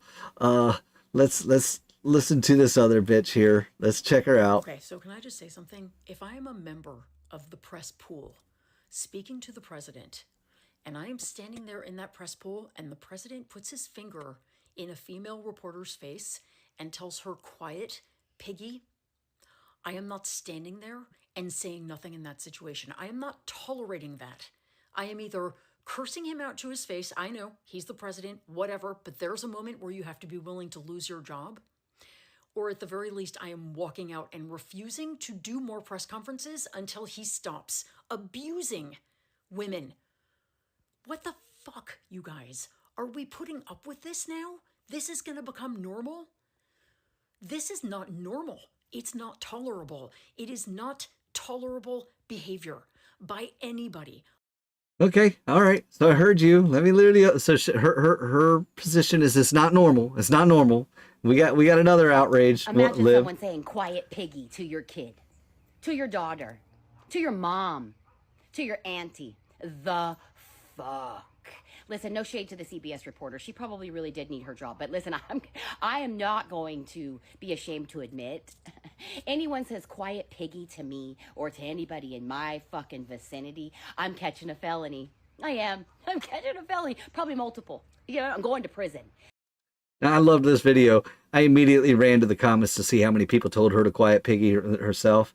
And hysterically, someone put this out. Quiet piggy. Shut the fuck up, piggy! Down. Quiet. Kind of loved it. Hysterical. But no. Here's a really funny thing that I find really interesting. I find this really interesting here. All these leftists are so upset about Trump, saying quiet piggy is okay, quiet piggy. Okay. Yeah. And They act like it's the most offensive thing. Donald Trump is the most offensive person on the planet. Oh my God, we need to do something about this offensive man. He needs to go somewhere. I can't believe that we have someone as offensive as Donald Trump on this planet. Blah, blah, blah, blah, blah. Okay, but what I find really funny is that none of these people, hold on, I'm looking for it. I'm trying to find it here. I can't seem to find it. None of them are upset about this here. Let me see. Almost there. Almost there. Almost there. Almost there. None of these people, none of these leftists were ever upset about Lyndon B. Johnson. This man literally used to whip his junk out and wave it at reporters when they asked him questions he didn't like. But no, you won't see any of these leftists complaining about how offensive this man was. No, instead, they praise him as a Democrat hero. As a Democrat hero. That's how they praise him. Democrat hero. Why? Why do they praise him as that? Because he signed the civil acts right into law. But let me remind everybody that the longest filibuster in history was whenever Democrats tried to block the Civil Rights Act from passing. Republicans were the ones pushing forward to pass the legislation. Democrats tried to block it. Longest filibuster in history. But Lyndon B. Johnson signed it into law. And so they praised him as a hero for doing so, and they completely excuse him as being, as People magazine says right here, the most not safe for work president in all of history. He had an obsession with what he liked to call his Jumbo Johnson. Yeah, they want to ignore that. But now here's the other interesting thing. Because he's the one that signed it into law, he gets the credit, even though Democrats were the ones that tried to block it. So Democrats get the credit because the Democrat president signed it into law, even though Democrat Congress tried to block it. Well, wouldn't that rule apply in the same manner in regards to the release of the Epstein files? It's the Republican president that signed it into law, right? So doesn't that mean that Trump should get the credit? Oh, no. See, because once again, we have those double standards that we like to implement around here in America. But okay, back to what we were talking about here. Let me get back on over. I had something else that I wanted to play on these clips that I had saved here. All right. I wanted to get everyone's response on this. Oh, wait a second. I see Boiling Point down here. He commented. He said, I know a podcast in Florida. Yes, sir. Yes, sir. Good to see you in the chat, man. Good to see you in the chat. Thanks for dropping those comments for me. All right. So I saw this video, and this one really, caption says, makeup should be illegal. Prove me wrong. Let's watch this video. This is pretty crazy. It's intriguing what makeup can do. Hold it down like a Snapchat. Go over your head like a snapback. Uploaded a pic, double tap that. And your flow so old, granddad. Okay, so she's doing a makeup video. Now, I don't feel like watching this whole video, but even still, you take a look at how she looks in the beginning. Should makeup be illegal? Here we go.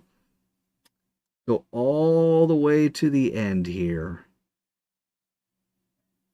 You tell me, should makeup be illegal? That is extremely deceiving. You meet a woman that looks like that. You come to find out she don't actually look nothing like that. See, that's the thing I love about my lady. She's gorgeous, with and without makeup. And no, it's not because I love her with and with, because she's gorgeous in that sense. But it's because she doesn't really put on a lot of makeup. She doesn't have to. But at the same time, she didn't deceive me. I was able to see her for who she is. They say everybody has this inner beauty and whatnot. You're not allowing anyone to see it whenever you're disguising it. Stupid shit. But anyways, you look at this, and this right here took that girl from the way that she looked and transformed her into that. And the screwed up thing is that we have men doing this kind of thing. And that ends up leading to this other video that I wanted to play. Let me get your thoughts on it. I think my hottest take, that shouldn't even be a hot take, is that finding trans women attractive as a straight guy does not make you gay. It doesn't even make you bi. It doesn't even make you less straight. It's like the classic prank, you know, where you like show your friend a picture of a girl and you're like, is she pretty? And your friend's like, yeah. And you're like, oh, she has a dick. Yeah, like, you still found her attractive. It's just like a social, like, stigma thing, you know, it has nothing to do with actual, like, it's not based on anything, you know, it's just like... Newsflash, buddy. Yes, if you find a man attractive, you're gay. You didn't find her attractive, you found him attractive. They tricked you! Okay, at which point in time you're like, oh man, that's fucked up, man.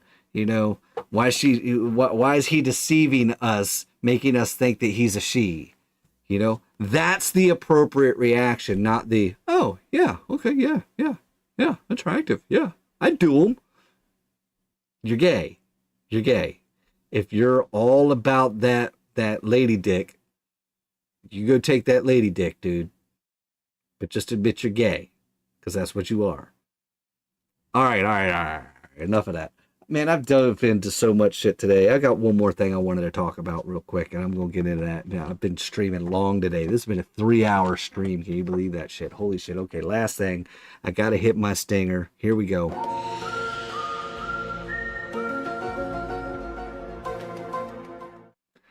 All right, here we go. Bigfoot. That's right. I'm talking about Bigfoot because we all know about Bigfoot. We got that 3-eye atlas that's on its way here. I've said it before. Bigfoot is a species of alien. Well, 3-eye atlas is coming here is to pick up their kin, if you will. Bigfoot. It's been spotted. In Bethesda, Maryland. We got the evidence. I'm going to show you the evidence right here. Let me pull this up. Here we go. Here's the evidence. Let's get it playing here. Just check it out for yourself. Check it out for yourself. Here you go. Bigfoot. We found Bigfoot, and here it is. A sighting report comes off of the Bigfoot mapping project, this time out of Bethesda, Maryland, 11/18 at 3:21 p.m. local time. That's just 2 days ago. According to the submission, an individual and their father were walking down a rocky trail they had never walked before. It was late at night and they started to hear deep growls coming from a nearby creek. When they approached to investigate, they noticed a massive 8-foot-tall brown figure that looked like a gorilla. The witness also noted that this is despite no wild gorillas existing in Maryland. Now, the creature reportedly made eye contact with both of them before growling again. They were startled and left the area immediately. Surprisingly enough, the BFRO has had 35 public reports from the state of Maryland, and my podcast, Bigfoot Society, has had many sighting reports over the years. So what do you think? Perhaps a escaped gorilla from the Washington, D.C. Zoo? Or perhaps there is really a Bigfoot currently in the Bethesda area of Maryland? Let me know if you've had a sighting in there as well, or story to report, and like and follow for more. There it is. You heard it for yourself. I mean, what more do you need? What more do you need than a guy sitting there talking to a camera telling you that Bigfoot has been sighted in Bethesda, Maryland? What more evidence do you need to prove it? Clearly Bigfoot exists in Bethesda, Maryland. Show me the evidence that that's not true. Prove to me that's not true. You can't because Bigfoot's there. And that's just it. We got to prepare. Bigfoot invasion's happening, guys. So, I hope that you got your provisions and everything in order because it's going to happen. Probably going to be our last Christmas. Come New Year's, our Bigfoot overlords are going to take us over. So, all right, guys, that's going to wrap it up for me today. Appreciate everybody joining me on this last minute episode or unscheduled episode of Talk About It. Missed last night's stream, threw it in today. Long stream today. Long stream, but okay. We're going to go ahead and do that. And do me a favor once again, if you haven't forgotten, jump on over to my merch shop. You can pick out some of this stuff over here. Hit those like and follow buttons. Tell your friends about the show. It's the only way we can get it out there to everyone else. So that way we can all have a lot of fun with this show. And I'm going to fix my X space so people can join and talk. I don't know why the hell it's acting stupid, but we going to get all that fixed and we'll be good to go. And until then, we'll see you all next time. What's this? Talk about it. What's this? Talk about it.